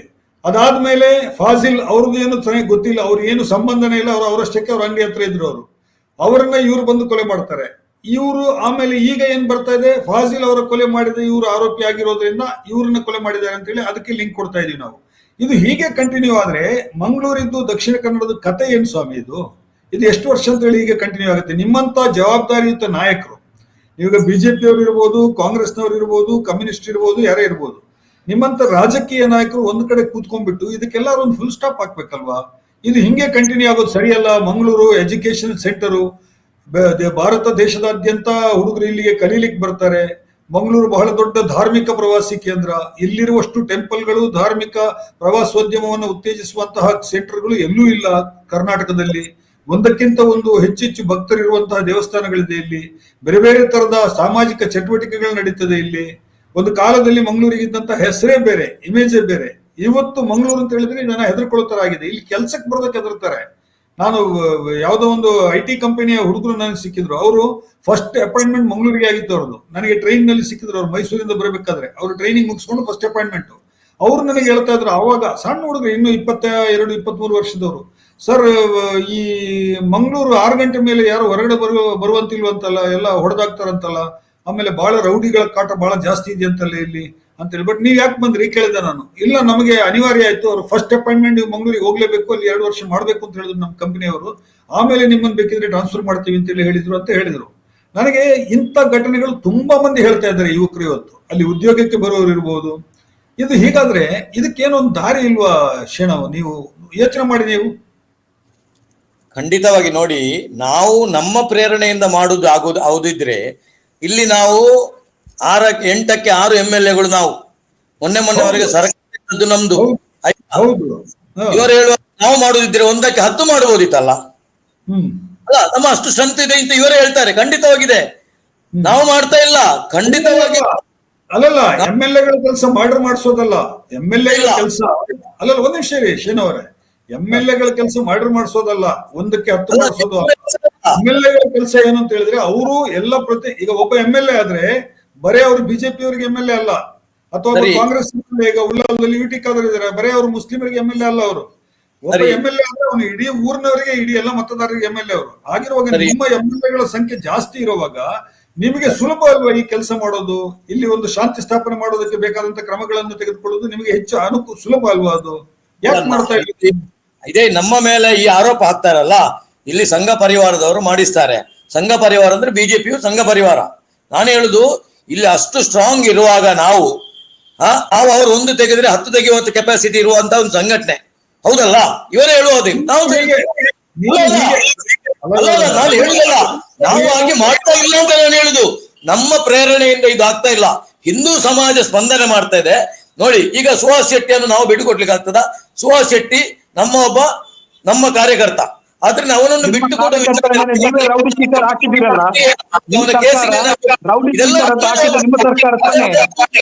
ನಮ್ಮ ಕಾರ್ಯಕರ್ತನನ್ನು ಬಿಟ್ಟು ಕೊಡುವ ಎಷ್ಟೋ ಯುವಕರ ಬಾಳನ್ನು ಹಾಳು ಮಾಡಿದ್ದೇವೆ. ನಮ್ಮ ಜೀವ, ಅದರಿಂದ ನಮ್ಮ ಜೀವಕ್ಕೆ ನಾವು ಏನು ಅದಕ್ಕೆ ವ್ಯವಸ್ಥೆ ಆಗ್ಬೇಕು ಅದನ್ನು ಖಂಡಿತ ಮಾಡ್ಲೇಬೇಕಲ್ಲ. ಅವನ ಮನೆಗೆ ಏನ್ ಬೇಕು, ಅದು ಅವನ ಪರಿವಾರಕ್ಕೆ ಏನ್ ಬೇಕು, ಎಲ್ಲವನ್ನು ನಾವು ಮಾಡ್ತೀವಿ. ಇಲ್ಲಿ ಯಾವುದೇ ರಾಜಕೀಯ ಮತ್ತೆ ಅದವನ ಹಣಕ್ಕಾಗಿ ರೌಡಿ ಆದದ್ದು ಎಲ್ಲ ಹೇಳ್ತಾರೆ. ಅವನು ರೌಡಿ ಶೀಟರ್. ಅವನ ಮನೆ ನೋಡಿದ್ದೀರಾ? ರೌಡಿ ಶೀಟರ್ ಆದ್ರೆ ಮನೆ ನೋಡಿದ್ದೀರಾ? ದುಡ್ಡು ಮಾಡ್ಬೇಕಿತ್ತಲ್ಲ ಅವರಾಗಿ. ರೌಡಿ ಶೀಟರ್ ಅಲ್ಲ, ಹಿಂದುತ್ವಕ್ಕಾಗಿ ಕೆಲಸ ಮಾಡಿದವ ಅಷ್ಟೇ. ಒಂದು ಇದನ್ನ ಇಟ್ಟುಕೊಂಡು ಇವರಿಗೆ ಮಾಡುದಿದ್ರೆ ಇವರಿಗೆ ಏನ್ ಹೇಳ್ಬೇಕು? ಏನು ಹಿಂದುತ್ವ ಕೆಲಸ ಮಾಡಿದ್ದು? ಕೀರ್ತಿ ಅಂತಕ್ಕಂಥ ದಲಿತ ಯುವಕನನ್ನು ಮರ್ಡರ್ ಮಾಡಿದ್ದು ಸುಹಾಸ್ ಶೆಟ್ಟಿ ತಾನೆ. ಎಷ್ಟು ಹಿಂದೂಗಳ ಮೇಲೆ ಅಟ್ಯಾಕ್ ಮಾಡ್ಲಿಲ್ಲ ಅಂದ್ರೆ ನೋಡಿ. ಒಬ್ಬ ಸುಹಾಸ್ ಶೆಟ್ಟಿ ಅಂತ ಒಬ್ಬ ಯುವಕನನ್ನ ಎಷ್ಟು ಹಾಳು ಮಾಡಿಬಿಟ್ಟಿದ್ದಾರೆ ನೋಡಿ. ಅವನನ್ನ ರೌಡಿ ಶೀಟರ್ ಅಂತ ಮಾಡಿ, ಇವರ ಸರ್ಕಾರನೇ ರೌಡಿ ಶೀಟರ್ ಅಂತ ಪಟ್ಟ ಕಟ್ಟಿರುವಂತದ್ದು ಹಿಂದಿನ ಬಿಜೆಪಿ ಸರ್ಕಾರ. ಇಂಥ ಒಬ್ಬ ಸುಹಾಸ್ ಶೆಟ್ಟಿ ಅಲ್ಲ. ಇವರಿಗೆ ಒಂದು ಮಾತು ಹೇಳಿದ್ರಲ್ಲ, ನಾವು ಮರ್ಡರ್ ಮಾಡ್ಲಿಕ್ಕೆ ನಮ್ಗೆ ತಾಕತ್ತಿನ ಮಾಡಿಲ್ಲ. ಇವರು ಮಾಡೋದಿಲ್ಲ, ಮಾಡಿಸೋದು. ಎಷ್ಟೋ ಯುವಕರ ಕೈಯಿಂದ ಮರ್ಡರ್ ಮಾಡಿಸಿದ್ದಾರೆ. ನಾನು ಆಗ ಒಂದು ಮಾತು ಹೇಳಿದ್ದೇನೆ ನೋಡಿ. ಇವತ್ತು ಮೊದಲು ಕಮ್ಯುನಲ್ ಮಾಡುದು, ನಂತರ ಕ್ರಿಮಿನಲ್ ಮಾಡುದು. ದಕ್ಷಿಣ ಕನ್ನಡ ಜಿಲ್ಲೆಯಲ್ಲಿ ಅದೆಷ್ಟೋ ಯುವಕರ ಬಾಳನ್ನ ಹಾಳು ಮಾಡಿದ್ದಾರೆ ಇವರು. ಕ್ರಿಮಿನಲ್ಗಳನ್ನ ಮಾಡಿ, ಎಲ್ಲ ಕ್ರಿಮಿನಲ್ಸ್ ಆಗ ಮಾಡುದು. ಅವರ ತಲೆಗೆ ಕಮ್ಯುನಲ್ ಮೆಂಟಾಲಿಟಿಯನ್ನ ತುಂಬಿಸೋದು, ನಂತರ ಕ್ರಿಮಿನಲ್ ಮಾಡುದು. ಇಷ್ಟೇ ಅನೇಕ ಯುವಕರ ಬಾಳನ್ನ ಹಾಳು ಮಾಡಿದ್ದಾರೆ. ಸಂಘ ಪರಿವಾರ, ಬಜರಂಗ ದಳ ಅಂತೇಳಿ ಇಡೀ ಅಲ್ಪಸಂಖ್ಯಾತರ ವಿರುದ್ಧ ದ್ವೇಷ ಭಾವನೆಯನ್ನ ಹೊರಡಿಸಿ ಏನೆಲ್ಲ ಕಥೆಗಳನ್ನ ಕಟ್ಟಿದ್ದಾರೆ, ಏನೆಲ್ಲ ಮಾಡಿದ್ದಾರೆ ದಕ್ಷಿಣ ಕನ್ನಡ ಜಿಲ್ಲೆಯಲ್ಲಿ. ಎಷ್ಟು ಯುವಕರ ಬಾಳನ್ನ ಹಾಳು ಮಾಡಿದ್ದಾರೆ. ಮಂಗಳೂರಿನ ಜೈಲಿಗೆ ಹೋದ್ರೆ ಅಲ್ಲಿರ್ತಕ್ಕಂಥ ಯಾರು ಈಗ ಇವರು ಧರ್ಮ ರಕ್ಷಣೆ ಹೇಳ್ತಾರಲ್ಲ, ಧರ್ಮ ರಕ್ಷಣೆ ಅಂತೇಳಿ, ಇವರ ಮುಖಂಡರ ಮನೆಯವರಿಗೆ ಧರ್ಮ ರಕ್ಷಣೆ ಇಲ್ವಾ? ಶೂದ್ರ ಜಾತಿಯ, ಕೆಳ ಜಾತಿಯ, ಹಿಂದುಳಿದ ವರ್ಗದ ಯುವಕರಿಗೆ ಮಾತ್ರ ಧರ್ಮ ರಕ್ಷಣೆ. ಈ ಸುಹಾಸ್ ಶೆಟ್ಟಿಯನ್ನು ಕೂಡ ಇವತ್ತು ನೋಡಿ, ಹಿಂದೂ ಕಾರ್ಯಕರ್ತ, ಎಲ್ಲಿಯಾದ್ರೂ ಹಿಂದೂ ಕಾರ್ಯಕರ್ತ ಇದೆಯಾ? ಹಾಗಾದ್ರೆ ಮುಸ್ಲಿಂ ಕಾರ್ಯಕರ್ತ, ಕ್ರಿಶ್ಚಿಯನ್ ಕಾರ್ಯಕರ್ತ, ಬೌದ್ಧ ಕಾರ್ಯಕರ್ತ ಇದೆಯಾ? ಅಂದ್ರೆ ಯಾವ ರೀತಿ ಒಂದು ಉನ್ಮಾದವನ್ನ ಸೃಷ್ಟಿ ಮಾಡ್ತಾರೆ, ಯುವಕರನ್ನ ಹಾಳು ಮಾಡ್ತಾರೆ. ಮೊನ್ನೆ ಸುಹಾಸ್ ಶೆಟ್ಟಿಯ ಮರ್ಡರ್ ಆಯ್ತು. ರಾತ್ರಿ ಆಗಿ ಬೆಳಗಾಗ್ಬೇಕಾದ್ರೆ 4 ಕಡೆ ಘಟನೆ ಆಗಿದೆ. ಅವರ ಅಮಾಯಕರಲ್ವಾ ಪಾಪ, ಅವ್ರು ಏನು ತಪ್ಪು ಮಾಡಿದ್ದಾರೆ ಅಂದ್ರೆ ಇವರಿಗೆ ಮುಯ್ಯಿಗೆ ಮುಯ್ಯಿ. ಒಬ್ಬನಿಗೆ ಒಂದು ಆದ್ರೆ ಇನ್ನೊಂದು ಮುಸ್ಲಿಂಗೆ ಏನಾದ್ರೂ ಆಗ್ಬೇಕು ಅಂತೇಳಿ. ಎಲ್ಲೆಲ್ಲ ಆಯ್ತು? ಕಣ್ಣೂರಲ್ಲೇ ಆಯ್ತು, ಕುಂಟಿಕಾನದಲ್ಲೇ ಆಯ್ತು, ತೊಕ್ಕೋಟೊಳಪೇಟೆಯಲ್ಲೇ ಆಯ್ತು, ಉಡುಪಿಯಲ್ಲೇ ಆಯ್ತು. ಏನ್ ತಪ್ಪು ಮಾಡಿದ್ರು ಅವರು? ಇದನ್ನ ಹೇಳ್ಬೇಕಲ್ಲ. ಅಂದ್ರೆ ಒಟ್ಟಾರೆಯಾಗಿ ದಕ್ಷಿಣ ಕನ್ನಡ ಜಿಲ್ಲೆ ಈ ಪರಿಸ್ಥಿತಿಗೆ ಬರ್ಲಿಕ್ಕೆ ಸಂಘ ಪರಿವಾರ ನೇರ ಕಾರಣ. ಇವರ ಈ ರೀತಿಯ ಧರ್ಮ ರಾಜಕಾರಣ, ಅವರ ಶವವನ್ನ ಇಟ್ಟುಕೊಂಡು ಶವ ಮೆರವಣಿಗೆ ಮಾಡಿ ಅದರಲ್ಲಿ ಮಾಡ್ತಕ್ಕಂಥ ರಾಜಕಾರಣ ಒಟ್ಟಾರೆಯಾಗಿ ದಕ್ಷಿಣ ಕನ್ನಡ ಜಿಲ್ಲೆಯನ್ನ ಬರ್ಬಾದ್ ಮಾಡಿದ್ದಾರೆ. ಇಲ್ಲಿ ಅಭಿವೃದ್ಧಿ ಪ್ರಶ್ನೆ ಇಲ್ಲ. ಇವರು ತಾನೇ 1991 ನಂತರ MP ಗೆದ್ದವರು. ಏನ್ ಮಾಡಿದ್ರು ದಕ್ಷಿಣ ಕನ್ನಡ ಜಿಲ್ಲೆಗೆ? ಈ ಜಿಲ್ಲೆಯ ಯುವಕರಿಗೆ ಉದ್ಯೋಗ ಕೊಟ್ರ? ಉದ್ಯೋಗ ಸೃಷ್ಟಿ ಆಯ್ತಾ? ಅಭಿವೃದ್ಧಿಯ ಬಗ್ಗೆ ಚಕಾರ ಶಬ್ದ ಎತ್ತಾ ಇಲ್ಲ. ಮಂಗಳೂರು ಅನ್ನುವಂಥದ್ದು ಇನ್ನು ಏನಾಗ್ತದೆ ನೋಡಿ. ಮೊನ್ನೆ ಒಬ್ರು ಯಾರೋ ಮಾತಾಡಿದ್ರು, ಇನ್ನು ಅವರನ್ನೇ ಬಿಟ್ಟು ಬಿಡ್ಬೇಕು, ಒಮ್ಮೆ ಅವರು ಮರ್ಡರ್ ಮಾಡುದು, ಒಮ್ಮೆ ಇವರು ಮಾಡುದು, ಅವರನ್ನೇ ಬಿಟ್ಟು ಬಿಡ್ಬೇಕು ಅಂದ್ರೆ ನೋವಿನಿಂದ ಆ ಮಾತನ್ನ ಹೇಳ್ತಾರೆ. ಮಂಗಳೂರಿನವರಾಗಿ ದಕ್ಷಿಣ ಕನ್ನಡ ಜಿಲ್ಲೆ ನಮಗೂ ನೋವಾಗ್ತದೆ ನೋಡಿ. ಎಷ್ಟು ಒಳ್ಳೆಯ ಊರನ್ನ ಹಾಳು ಮಾಡಿಬಿಟ್ಟಿದ್ರು. ಇದಕ್ಕೆ ನೇರ ಕಾರಣ BJP, ಸಂಘ ಪರಿವಾರ, RSS ಅಂತ ನಾವು ಹೇಳುವಂಥದ್ದು. ಒಂದ್ ನಿಮಿಷ ಜಗದೀಶನ್ ಅವರೇ, ಈಗ ನಾವು ಮಾತಾಡುವಾಗ ಇದನ್ನು ನಾವು ಭಾವಾವೇಶದಿಂದ ಮಾತಾಡೋದು ಬೇರೆ. ನಾವು ಸ್ವಲ್ಪ ನೀವೆಲ್ಲ ಪ್ರಜ್ಞಾವಂತರು, ನೀವಿಬ್ರು ಕೂಡ ನನ್ನ ಪ್ರಕಾರ ನೀವಿಬ್ರು ಕೂಡ ಪ್ರಜ್ಞಾವಂತರು. ನೀವು ನನ್ನ ಕ್ಲಾಸ್ಮೇಟ್ ಬೇರೆ ಲಾ ಕಾಲೇಜ್ನಲ್ಲಿ ಶೇಣವ್ರೆ, ನಾವೆಲ್ಲ ಒಟ್ಟಿಗೆ ಕಾನೂನು ಪಾಠವನ್ನು ಒಟ್ಟಿಗೆ ಕಲ್ತವ್ರು ನಾವು. ನಾನು ಹೇಳೋದು ಇದಕ್ಕೆ ಒಂದು ಯಾವ್ದಾದ್ರು ಒಂದು, ಈಗ ಉದಾಹರಣೆಗೆ ನೀವು ಈಗ ಸುಹಾಸ್ ಶೆಟ್ಟಿ ಕೇಸ್ ಹೇಳಿದ್ರಿ. ಸುಹಾಸ್ ಶೆಟ್ಟಿಯನ್ನ ರೌಡಿ ಶೀಟರ್ ಅಂತ ಮಾಡಿ ಕೇಸ್ ಮಾಡಿ ಫಿಟ್ ಮಾಡಿರೋದು BJP ಸರ್ಕಾರ ಇದ್ದಾಗ. ಆವಾಗ ನೀವು ಅವನು ಹಿಂದೂ ಕಾರ್ಯಕರ್ತ ಅಂತ ಹೇಳಿ ನಿಮ್ಗೆ ಹೋರಾಟ ಮಾಡಬೇಕು ಅಂತ ಹೇಳಿ ಹೊಳಿಲಿಲ್ಲ. ಈಗ ಮಾತ್ರ ಅವರನ್ನ ಹಿಂದೂ ಕಾರ್ಯಕರ್ತರು ಅಂತ ಹೇಳಿ ನೀವು ವಿಜೃಂಭಿಸ್ತೀರಿ ನೀವು. ಹೌದು, ಅಫ್ಕೋರ್ಸ್ ಅವರು ಹಿಂದೂ ಕಾರ್ಯಕರ್ತರಾಗಿದ್ರು, ಅವರು ಹಿಂದೂ ವಿಷಯಗಳಿಗೆ ಸಂಬಂಧಿಸಿ ಅವರು ಹೋರಾಟ ಮಾಡ್ತಾ ಇದ್ರು, ಒಪ್ಪೋಣ ಅದನ್ನ. ಆದ್ರೆ ಇಲ್ಲಿ ಈ ಒಂದು ಸಂಘಟನೆ ಅದಕ್ಕೆ ಹೆಸರು ಬರೋದು ಯಾವಾಗ ಅಂತ ಹೇಳಿದ್ರೆ, ಅಲ್ಲಿ ಈಗ ಮೊದಲೆಲ್ಲ RSS ನಲ್ಲಿ ಮೊದಲು ಬಹಳ ಮಂದಿ ಇದ್ರು. RSS ನಲ್ಲಿ ಹಿಂದಿನ RSS ನ ಜನಸಂಘ ಇತ್ತಲ್ಲ ಹಿಂದೆ, ನಮ್ಮ ಊರಿನಲ್ಲಿ ನಾನು ನೋಡಿದ್ದೀನಿ. ನಾನು ಅವರಿಗೆ ಒಂದು ಎಥಿಕಲ್ ಸ್ಟ್ಯಾಂಡ್ ಇರ್ತಿತ್ತು. ಅವರ ವಿಚಾರಗಳನ್ನ ನಾವು ಒಪ್ಪಬಹುದು ಬಿಡ್ಬೋದು, ಆದ್ರೆ ಒಂದು ಮೋರಲ್ ಆದಂತ ಒಂದು ಸ್ಟ್ಯಾಂಡ್ ಇರ್ತಿತ್ತು. BJP-ನಲ್ಲೂ ಕೂಡ ತುಂಬಾ ಹಿಂದೆ ನಾವು ಹೋದ್ರೆ ಬಹಳಷ್ಟು ನಾಯಕರನ್ನೆಲ್ಲ ಹೋಗಿ ನೋಡಿದ್ರೆ, ನಾವು ಅವರ ಜೀವನ ಚರಿತ್ರೆಯನ್ನ ಮತ್ತು ಅವ್ರ ಇದನ್ನೆಲ್ಲ ನೋಡಿದ್ರೆ, ಸೈದ್ಧಾಂತಿಕ ಭಿನ್ನಮತ ಇದ್ರು ಕೂಡ ಅವರು ಬಹಳ ಸರಳವಾಗಿ ಬದುಕ್ತಾ ಇದ್ರು. ಆಮೇಲೆ ವಾರಾನ್ನ RSS ನ ಕಾರ್ಯಕರ್ತರಲ್ಲಿ ವಾರಾನ್ನಕ್ಕೆ ಸೈಕಲ್ ಹಿಡ್ಕೊಂಡು ಮನೆ ಮನೆಗೆ ಹೋಗಿ ವಾರಾನ್ನ ಮಾಡ್ಕೊಂಡೆಲ್ಲ ಸಂಘದ ಪ್ರಚಾರವನ್ನ ಮಾಡಿದವರು. ನಮ್ಮ ಅನಂತಕುಮಾರ್, ದಿವಂಗತ ಅನಂತಕುಮಾರ್, ನನ್ನ ಪರಿಚಿತರವರು, ನನಗೆ ಅವರು ತೀರ್ಕೊಂಡ್ರಲ್ಲ ಅವರು ಕೂಡ ಒಂದು ಕಾಲದಲ್ಲಿ ಹುಬ್ಳಿನಲ್ಲಿ ಸೈಕಲ್ ನಲ್ಲಿ ಮನೆ ಮನೆಗೆ ಹೋಗಿ ವಾರಾನ್ನ ಮಾಡಿಕೊಂಡು ಬೇರೆ ಬೇರೆ ಮನೆಯಲ್ಲಿ ಊಟ ಮಾಡಿಕೊಂಡು ಸಂಘದ ಕೆಲಸಗಳನ್ನೆಲ್ಲ ಮಾಡಿದವರು. ದಕ್ಷಿಣ ಕನ್ನಡದಲ್ಲಿ ಕೂಡ ಆ ತರದ ಕಾರ್ಯಕರ್ತರು ಎಷ್ಟೋ ಮಂದಿ ಹಿಂದೆ ಜನಸಂಘಕ್ಕೆ ಇದ್ರು. ಆದ್ರೆ ಇವತ್ತು ಏನಾಗಿದೆ ಅಂತ ಹೇಳಿದ್ರೆ, ನೀವು ಹಿಂದೂ ಕಾರ್ಯಕರ್ತರು ಅಂತ ಹೇಳಿದವರೆಲ್ಲ ದೊಡ್ಡ ದೊಡ್ಡ ರೌಡಿ ಶೀಟರ್ಗಳೇ ಕಾಣಿಸ್ತಾ ಇದ್ದಾರೆ. ಅಂದ್ರೆ ಈ ತರದ ಇದು ಚೇಂಜ್ ಆಗ್ಬಿಟ್ಟಿದೆಯಾ ಇದು ಪರಿಸ್ಥಿತಿ ಇವತ್ತು ದಕ್ಷಿಣ ಕನ್ನಡದಲ್ಲಿ? ಯಾಕೆ ಈ ತರ ಆಯ್ತದು? ಈಗ ತುಂಬಾ ಸಭ್ಯಸ್ಥರು, ತುಂಬಾ ಒಳ್ಳೆಯ ಹೆಸರಿರೋರು, ಬಹಳ 4 ಮಂದಿ ಅವ್ರ ಮಾತನ್ನ ಕೇಳ್ತಾರೆ. ಅವರು ಹಿಂದೂಗಳು ಮುಸ್ಲಿಮರು ಅಂತ ಹೇಳಿಲ್ಲ. ಒಂದು ಊರಿನಲ್ಲಿ ಹಿಂದೆ ಇದ್ದಂತ ನಾಯಕರುಗಳು ಅವರನ್ನು ಬೇರೆ ಜಾತಿಯವರು ಕೂಡ ಅವ್ರ ಮಾತುಗಳನ್ನ ಕೇಳ್ತಾ ಇದ್ರು. ಅಂತ ನಾಯಕರುಗಳು ಕೂಡ ಇದ್ರು, ಜನಸಂಘದಲ್ಲೂ ಇದ್ರು, ಕಾಂಗ್ರೆಸ್ನಲ್ಲೂ ಇದ್ರು. ಈಗ ಆತರ ಇಲ್ವಲ್ಲ. ಈಗ ಪರಿಸ್ಥಿತಿ ಯಾಕೆ ಈ ತರ ಆಗಿದೆ? ರಾಜಕೀಯ ಅಂತ ಹೇಳಿದ ತಕ್ಷಣ ಬೇರೆ ತರದ ಒಂದು ಪರಿಸ್ಥಿತಿ ಬಂದ್ಬಿಟ್ಟಿದೆಯಲ್ಲ. ದಕ್ಷಿಣ ಕನ್ನಡ ಕೂಡ ಅದಕ್ಕೆ ಬಲಿಯಾಗಿದೆಯಲ್ಲ. ನಾನು ಉತ್ತರ ಕೊಡ್ಬೋದಾ? ಹೇಳಿ. ನಿಮ್ಮ ವಿಚಾರ ತಿಳ್ಕೊಳ್ಳಿಕ್ಕೆ ನನಗೆ ಆಸಕ್ತಿ ಇದೆ. ನೀವು ಇಬ್ರು ಸುಮ್ಮನೆ ಕೂತ್ಕೊಳ್ಬೇಕು. ಅಷ್ಟು ಎಲಿಗೇಷನ್ ನಮ್ಮ ಮೇಲೆ ಸುನಿಲ್ ಬಜಾಲ್ ಹಾಕಿದ್ರು. ಈಗ ಸುನಿಲ್ ಬಜಾರ್ನವರಿಗೆ, ಈಗ ಕಮ್ಯುನಿಸ್ಟ್ನವ್ರಿಗೆ ಏನಂತ ಹೇಳಿದ್ರೆ, ಇಂಥ ಘಟನೆ ಇಲ್ಲಿ ನಡೆದ್ರೆ ಅವರಿಗೆ ಒಂದು ಪ್ರೆಸ್ ಮೀಟ್ ಮಾಡ್ಲಿಕ್ಕೆ ಒಳ್ಳೆ ಅವಕಾಶ. ಯಾಕಂದ್ರೆ ಇಲ್ಲದಿದ್ರೆ ಅವ್ರದ್ದು ಯಾವುದೇ ಇಲ್ಲಿ ದಕ್ಷಿಣ ಕನ್ನಡ ಜಿಲ್ಲೆಯಲ್ಲಿ ಯಾವುದೇ ಕಾರ್ಯಕ್ರಮ ಅವ್ರದ್ದು ಇರುವುದಿಲ್ಲ. ಯಾಕಂದ್ರೆ ಅವ್ರದ್ದು ಸ್ಟ್ರೆಂತ್ ಇಲ್ಲ, ಒಪ್ಪಬೇಕಾದ ವಿಚಾರ. ಇವರು ನಮ್ಮನ್ನು ಹಾಳು ಮಾಡಿದ್ದು, ಈ ಜಿಲ್ಲೆಯನ್ನು ಹಾಳು ಮಾಡಿದ್ದು. ಮಾತಾಡಿ, ಕಮ್ಯುನಿಸ್ಟ್ ಇಲ್ಲ, ಇದೆ ಅದು ಬೇಡ, ಅಗತ್ಯ ಇಲ್ಲ.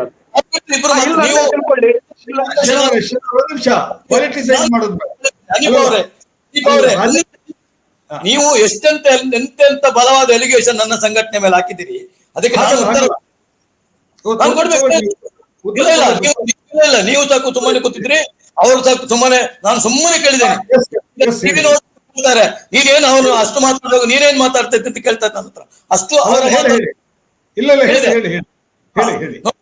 ಇವರಿಗೆ ಈಗ ಹಿಂದೂ ಮುಸ್ಲಿಂ ಆದ್ರೆ ಅತ್ಯಂತ ಖುಷಿ ಪಡುವವರು ಇವರು. ಯಾಕಂದ್ರೆ ಇವರಿಗೆ ಮುನೀರ್ ಕಾಟಿಪಡ್ಲನಿಗೆ ಬೇರೆ ವಿಷಯ ಇರುದಿಲ್ಲಲ್ಲ, ಇದು ಪ್ರೆಸ್ ಮಾಡ್ಲಿಕ್ಕೆ ಆಗ್ತದೆ. ಅಲ್ಲಿ ಬಂದು ಕಾರ್ಪೊರೇಷನ್ ಇದರ ಧರಣಿ ಕೂತ್ಕೊಳ್ಲಿಕ್ಕೆ ಆಗ್ತದೆ, ಒಂದು ಇವರ ಹೆಸರು ಬರ್ತದೆ. ಇವರಿಗೆ ಇಂಥದ್ದು ಆಗ್ಬೇಕು, ಬೇರೆ ಯಾವುದೇ ವಿಷಯ ಇಲ್ಲ. ಮಾತಾಡಿ, ಬಿಡಿ, ನಮ್ ಕತೆ ಬಿಡಿ. ಸುನೀಲ್, ನೀವು ಎಂತೆಂತ ಎಲೆಕ್ಷನ್ ಆಗ್ತದೆ, ನಾನು ಸುಮ್ಮನೆ ಕೂತಿದ್ದೆ. ಸುನೀಲ್, ಈಗ ಇವರು ನಾವೊಂದು ಜಿಲ್ಲೆಯನ್ನು ಹಾಳು ಮಾಡಿದ್ರು ಅಂತ ಹೇಳ್ತಾರೆ. ಇವರು ಇಡೀ ಕೇರಳ ರಾಜ್ಯವನ್ನು ರಕ್ತ ಸಿಕ್ತ ಮಾಡಿ, ಪ್ರಪಂಚದಲ್ಲಿ ಕೇರಳವನ್ನು ಒಂದು ನಾವು ದೇವರ ನಾಡು ಅಂತ ಹೇಳುವ ನಾಡನ್ನು ಇಡೀ ರಕ್ತ ಚರಿತ್ರೆ ಮಾಡಿ, ಇಡೀ ಕೇರಳದ ಜನ ನೋಡದಾಗೆ ಮಾಡಿದ್ರಲ್ಲ, ನಾವೊಂದು ಜಿಲ್ಲೆಯನ್ನು ಹಾಳು ಮಾಡಿದ್ರು ಅಂತ ಹೇಳ್ತಾರೆ. ಇವರು ಇಡೀ ಒಂದು ಕೇರಳ ರಾಜ್ಯವನ್ನು, ಆಗ ಇವರು ಅಲ್ಲಿ ವೆಸ್ಟ್ ಬೆಂಗಾಲ್ ಅಲ್ಲಿ 33 ವರ್ಷ ಇರುವಾಗ ಅಲ್ಲಿ ಅದರ ಈಗ ಕಂಟಿನ್ಯೂ ಆಗ್ತಾ ಇದೆ. ಆದ್ರಿಂದ ಇವರು ನಾವು ಜಿಲ್ಲೆಯನ್ನು ಹಾಳು ಮಾಡಿದ್ದು, ನಾವು ಯುವಕರ ಕೈಗೆ ಕತ್ತಿ ಕೊಟ್ಟದ್ದಲ್ಲ.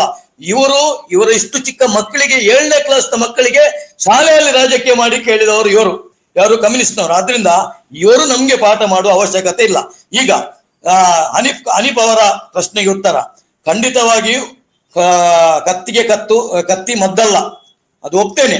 ಆದ್ರೆ ಯಾರಿಂದ ನಿಲ್ಬೇಕಿದು? ನಾವಿಲ್ಲಿ 80% ಇದ್ದವರು ಈ ರೀತಿ ಇವರ ಪೆಟ್ಟು ತಿಂತ ಇರ್ಬೇಕಾ ಅಂತ ಒಂದು ವಾದ. 80% ಇರುವ ನಾವು ಹಿಂದೂಗಳು, ನಾವು 8ಕ್ಕೆ 6 MLA ಇಡುವ ನಾವು ಯಾವಾಗಲೂ ಇವರ ಪೆಟ್ಟು ತಿಂತ ಇರ್ಬೇಕಾ? ನೀವು ಲೆಕ್ಕ ಮಾಡಿ ನೋಡಿದ್ರೆ ಹಿಂದೂಗಳು ಸತ್ತದು ಜಾಸ್ತಿ. ಈಗ ಇವರು ಹೇಳ್ತಾರೆ ನಾವು ಬಜರಂಗ ದಳದವರಿಗೆ ಬಿಟ್ಟಿದ್ದೇವೆ. ಯಾರನ್ನು ಬಿಟ್ಟಿಲ್ಲ. ಖಂಡಿತವಾಗಿಯೂ ಇಲ್ಲಿ ಹಿಂದೂ ಸಮಾಜ ಸ್ಪಂದನ ಮಾಡಿದೆ. ಹಿಂದೂ ಸಮಾಜ ಸ್ಪಂದನ ಮಾಡಿದ್ರೆ ಈಗ ವೆಸ್ಟ್ ಬೆಂಗಾಲ್ ನಲ್ಲಿ ಏನಾಗ್ತಾ ಇದೆ ಹಾಗೆ ಇಲ್ಲಿ ಆಗ್ತದೆ, ಇಲ್ಲಿ ಮಲಪ್ಪುರಂನಲ್ಲಿ ಏನಾಗ್ತದೆ ಹಾಗೆ ದಕ್ಷಿಣ ಕನ್ನಡ ಜಿಲ್ಲೆಯಲ್ಲಿ ಒಂದು ದಿವಸ ಹಿಂದೂಗಳಿಗೆ ಇಲ್ಲಿ ಬದುಕಲಿಕ್ಕೆ ಇಲ್ಲ ಅಂತ ಅವಕಾಶ. ಇಲ್ಲಿ ನೀವು ರಾಜಕೀಯ ಮಾಡಿದ್ದು ದಕ್ಷಿಣ ಕನ್ನಡ ಜಿಲ್ಲೆ ಹಾಳು ಮಾಡಿದ್ದು, ಈ ಮಾತನ್ನ ಹೇಳಿ. ನೀವು ಹಿಂದೂಗಳಿಗೆ ಅಪಾಯ ಇದೆ ಅಂತ ಹೇಳಿದ್ರೆ ನಿಮ್ದೇ ಸರ್ಕಾರ ಕೇಂದ್ರದಲ್ಲಿ ಇರುವುದಲ್ಲ, ನರೇಂದ್ರ ಮೋದಿ ಅವರ ಬಿಜೆಪಿ, ಯಾಕೆ ಹಿಂದೂಗಳಿಗೆ ರಕ್ಷಣೆ ಕೊಡ್ಲಿಕ್ಕೆ ಆಗಲಿಲ್ಲ? ದಕ್ಷಿಣ ಕನ್ನಡ ಜಿಲ್ಲೆ ನಿರಂತರವಾಗಿ ಇಲ್ಲಿ ದಕ್ಷಿಣ ಕನ್ನಡ ಜಿಲ್ಲೆಯಲ್ಲಿ ಜಂಪಿಂಗ್ದವರು ನೀವಲ್ಲ, ನೀವು ಹಿಂದೂಗಳಿಗೆ ಏನ್ ರಕ್ಷಣೆ ಕೊಟ್ಟಿದ್ದೀರಿ? ನೀವು MLAಗಳು ನೀವೆಲ್ಲ ಗೆದ್ದಿರುವಂತದ್ದು, ಎಲ್ಲಿ ರಕ್ಷಣೆ ಕೊಟ್ಟಿದ್ದೀರಿ ನೀವು ಹಿಂದೂಗಳಿಗೆ? ಎಷ್ಟು ಸುಳ್ಳು ಹೇಳ್ತೀರಿ ಶೇನವರೇ? ಹಿಂದೂಗಳಿಗೆ ಅಪಾಯ ಇದೆ ಅಂತ ಹೇಳಿ ನೀವು ಮುಸಲ್ಮಾನರ ಮೇಲೆ ಅಟ್ಯಾಕ್ ಮಾಡ್ತಕ್ಕ ಅದೇ ನಿಮ್ಮ ಜಯಮಾನ ಆಯ್ತು, ನಿಮ್ಮ ರಾಜಕೀಯ ಇದೇ ಆಯ್ತು. ಈ ಜಿಲ್ಲೆಯ ಅಭಿವೃದ್ಧಿಯ ಬಗ್ಗೆ ಒಂದು ಮಾತಾಡಿ ಶೇನವರೇ, ಅಭಿವೃದ್ಧಿಯ ಬಗ್ಗೆ ಮಾತಾಡಿ.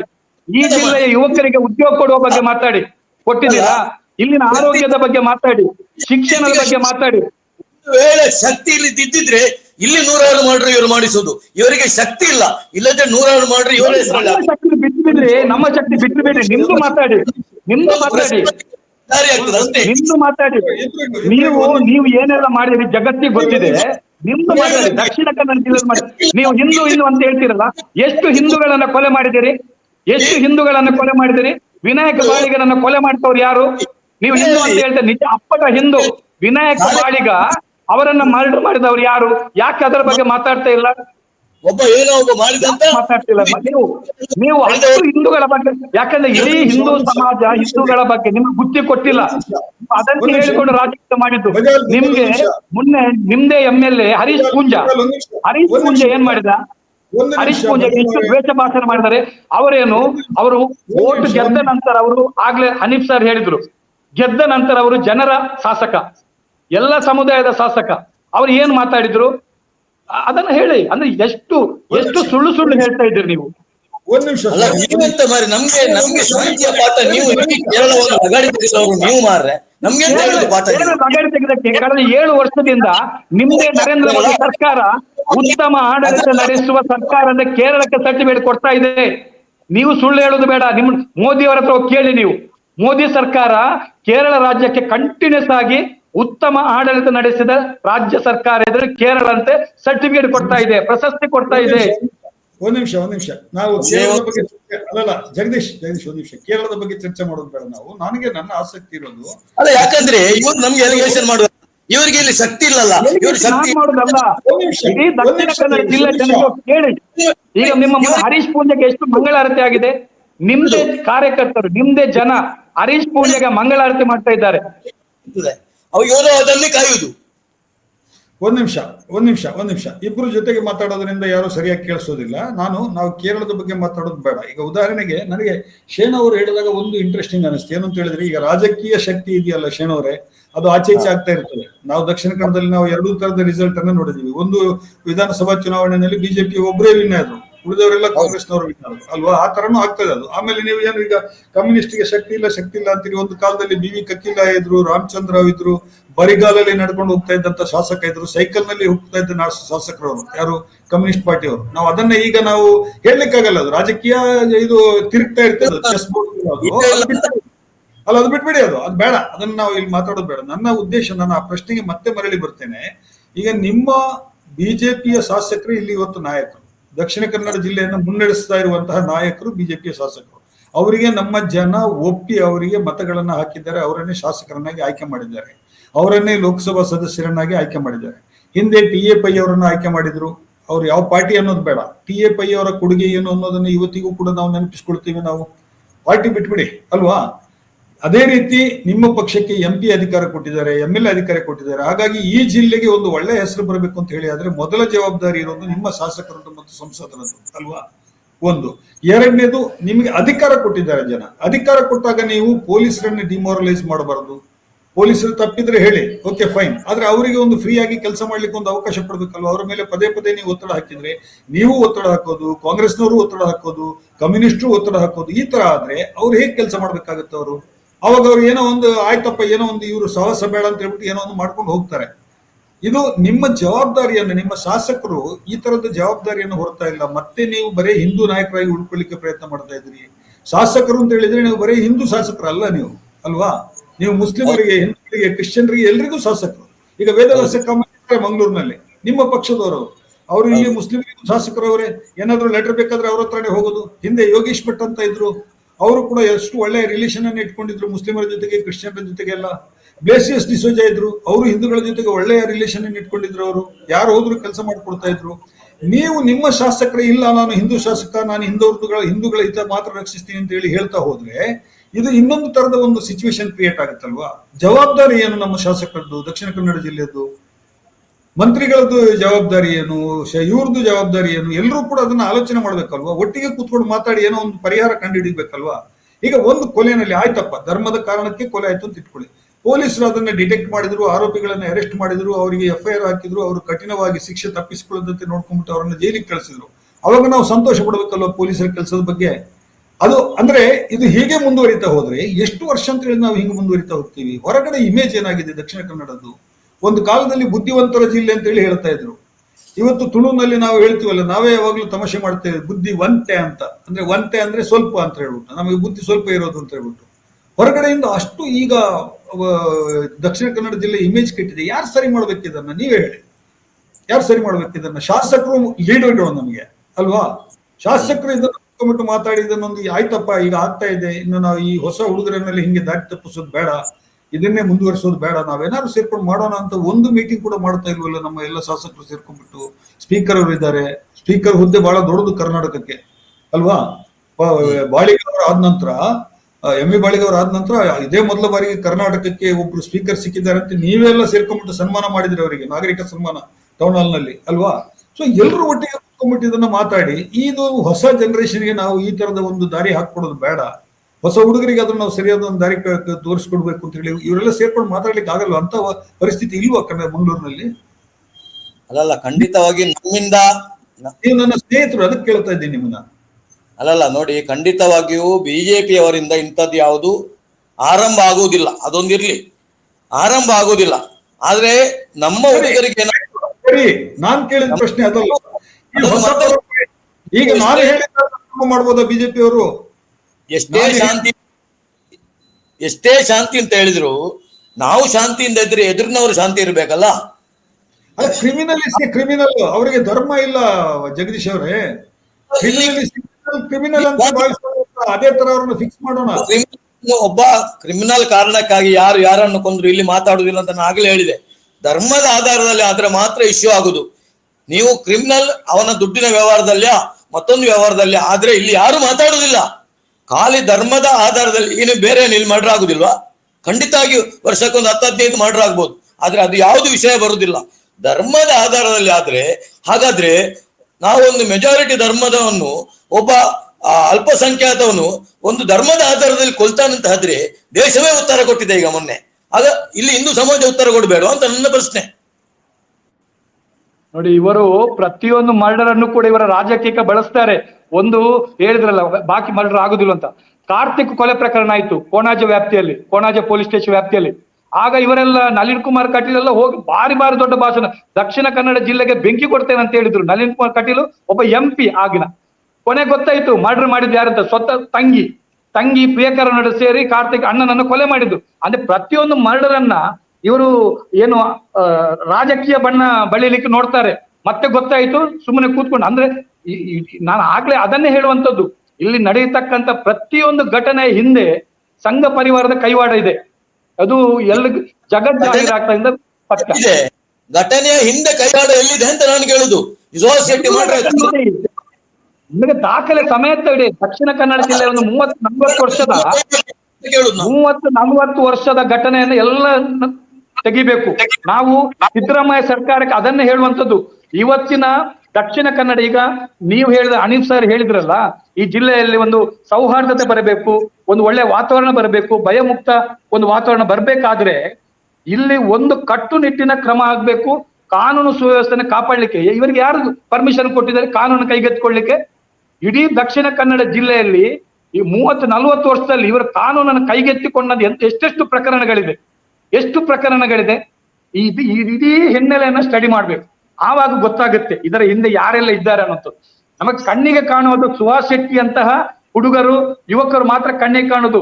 ಆದ್ರೆ ಇದರ ಹಿಂದಿರ್ತಕ್ಕಂಥ ಶಕ್ತಿ ಇದೆ ಅಲ್ಲ, ಇಡೀ ತಲೆಯಲ್ಲಿ ದ್ವೇಷ ಭಾವನೆ ತುಂಬಿಸಿ ಅವರನ್ನ ಚೂ ಬಿಡುವಂಥದ್ದು, ಅದು ದೊಡ್ಡ ಇದರ ಪಿತೂರಿಗಾರರು ಬೇರೆನೆ ಇದ್ದಾರೆ.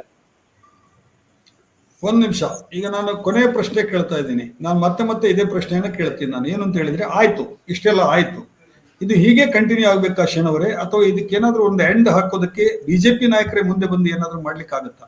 ಯಾಕಂದ್ರೆ you are the leaders, leaders, elected representatives. ನಾವು ಸರ್ಕಾರ, ನಾವು ನಮ್ಮ ತೆರಿಗೆ ಹಣದಲ್ಲಿ ನಿಮ್ಮನ್ನೆಲ್ಲ ಶಾಸಕರನ್ನಾಗಿ ಸಾಕ್ತಾ ಇದ್ದೀವಿ, ಎಂಪಿಗಳನ್ನಾಗಿ ಸಾಕ್ತಾ ಇದ್ದೀವಿ, ಯಾವ ಪಕ್ಷದವರೇ ಆಗ್ಲಿ ಅದು, ಅಲ್ವಾ? ಸೊ ಜನರಿಗೆ ಒಂದು ಆ ಒಂದು ಉತ್ತರದಾಯಿತ್ವ ಇದೆ ಅವರಿಗೆ. ಇದನ್ನ ಇಲ್ಲಿಗೆ ನಿಲ್ಲಿಸ್ಲಿಕ್ಕೆ ಆಗಲ್ವಾ?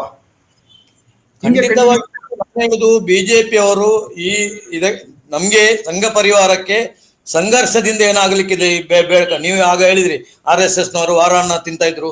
ಈಗಲೂ RSS ನ ಪ್ರಚಾರಕರು ಇಲ್ಲಿ ಹೋಟೆಲ್ ಅಲ್ಲಿ ಇರ್ಲಿಕ್ಕಿಲ್ಲ, ಹೋಟೆಲ್ ಅಲ್ಲಿ ಊಟ ಮಾಡ್ಲಿಕ್ಕಿಲ್ಲ.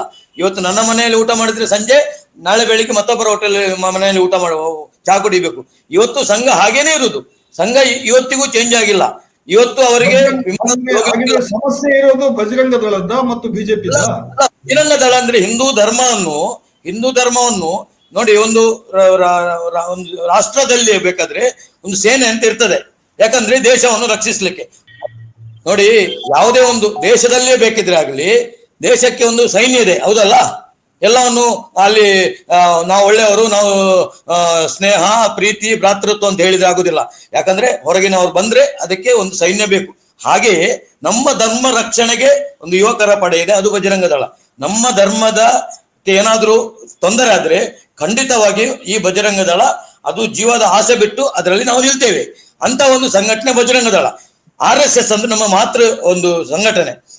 RSS ಅಂದ್ರೆ ಒಂದು ದೃಷ್ಟಿ ಅಲ್ಲ, ನಮ್ದು ಸಾವಿರಾರು ಶಾಲೆಗಳಿವೆ, ಸಾವಿರಾರು ಸೇವಾ ಕೇಂದ್ರಗಳಿವೆ. ನಾವು ಒಂದು ವ್ಯಕ್ತಿ ನಿರ್ಮಾಣದ ಒಂದು ಶಕ್ತಿ ಕೇಂದ್ರ ಅಂದ್ರೆ RSS.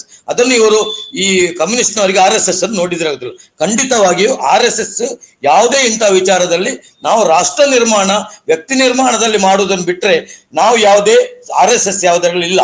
ಆದ್ರೆ ಬಜರಂಗ ದಳ ಅಂದ್ರೆ ಒಂದು ಪೊಲೀಸ್ ಸಿಸ್ಟಮ್ ಇದ್ದಾಗೆ, ಒಂದು ರಾಷ್ಟ್ರದಲ್ಲಿ ಒಂದು ಮಿಲಿಟರಿ ಇದ್ದಾಗೆ. ನಮ್ಗೆ ನಮ್ಮ ಧರ್ಮ ರಕ್ಷಣೆಗೆ ಈಗ ನಮ್ಗೆ 60 ಆಯ್ತು, ಇನ್ನು ನಮ್ಗೆ ಧರ್ಮ ರಕ್ಷಣೆಗೆ ಹೋಗ್ಲಿಕ್ಕೆ ಆಗುದಿಲ್ಲ. ಆದ್ರೆ ಯುವಕರ ಪಡೆ ಬೇಕು. ಅದ್ರಲ್ಲಿ ಇವರು ಹೇಳ್ತಾರೆ, ಈ ಹಿಂದೆ ಹೇಳ್ತಾ ಇದ್ರು ಬಿಲ್ ಅವರು ಸುಹಾಸ್ ಶೆಟ್ಟಿ ಅಂದ್ರೆ ಅದು ಹೇಳುದಿಲ್ಲ. ಈಗ ಹಿಂದುಳಿದವರು ಅಂತ ಹೇಳ್ತಾರೆ. ಅದು ಶೆಟ್ಟಿ ಅಲ್ಲ, ಒಂದು ದೊಡ್ಡ ಜಾತಿ. ಆದ್ರಿಂದ ನಾನು ಹೇಳುದು, ನಮ್ಗೆ ಅದರಲ್ಲಿ ಜಾತಿ, ನನ್ನ ಮಗ ಮತ್ತೊಬ್ಬನ ಮಗ ಇಲ್ಲ. ಹಿಂದೂ ಧರ್ಮ ರಕ್ಷಣೆಗೆ ಖಂಡಿತವಾಗಿ ಅವರಿಗೆ ನಮ್ದು ಪರಿವಾರದ ರಕ್ಷಣೆ ಇದೆ ಅಂತ ನಾನು ಹೇಳ್ತೇನೆ.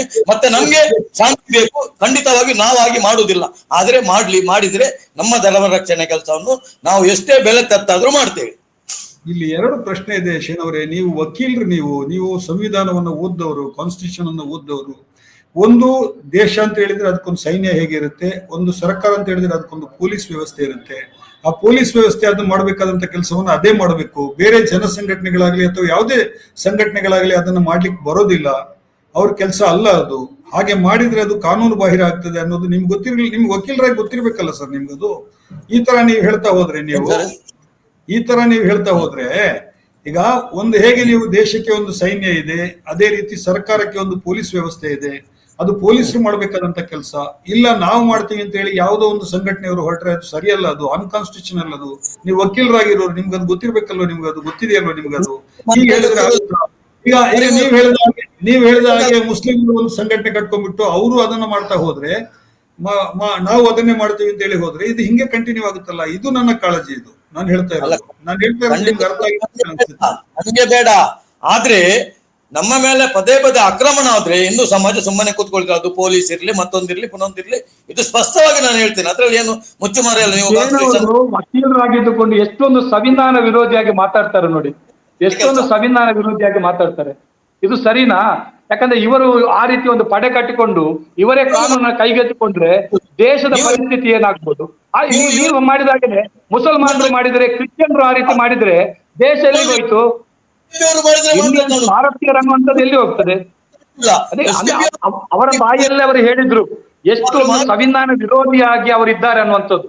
ಪ್ರಶ್ನೆ, ನೀವು ಹಿಂದೂ ಸಮಾಜ ಹೇಳ್ತೀರಲ್ಲ, ಆ ಹಿಂದೂ ಸಮಾಜದ ಒಳಗಡೆ ಬಡವರ ಬಗ್ಗೆ ಏನಾದ್ರು ಮಾತಾಡ್ತೀರ ನೀವು?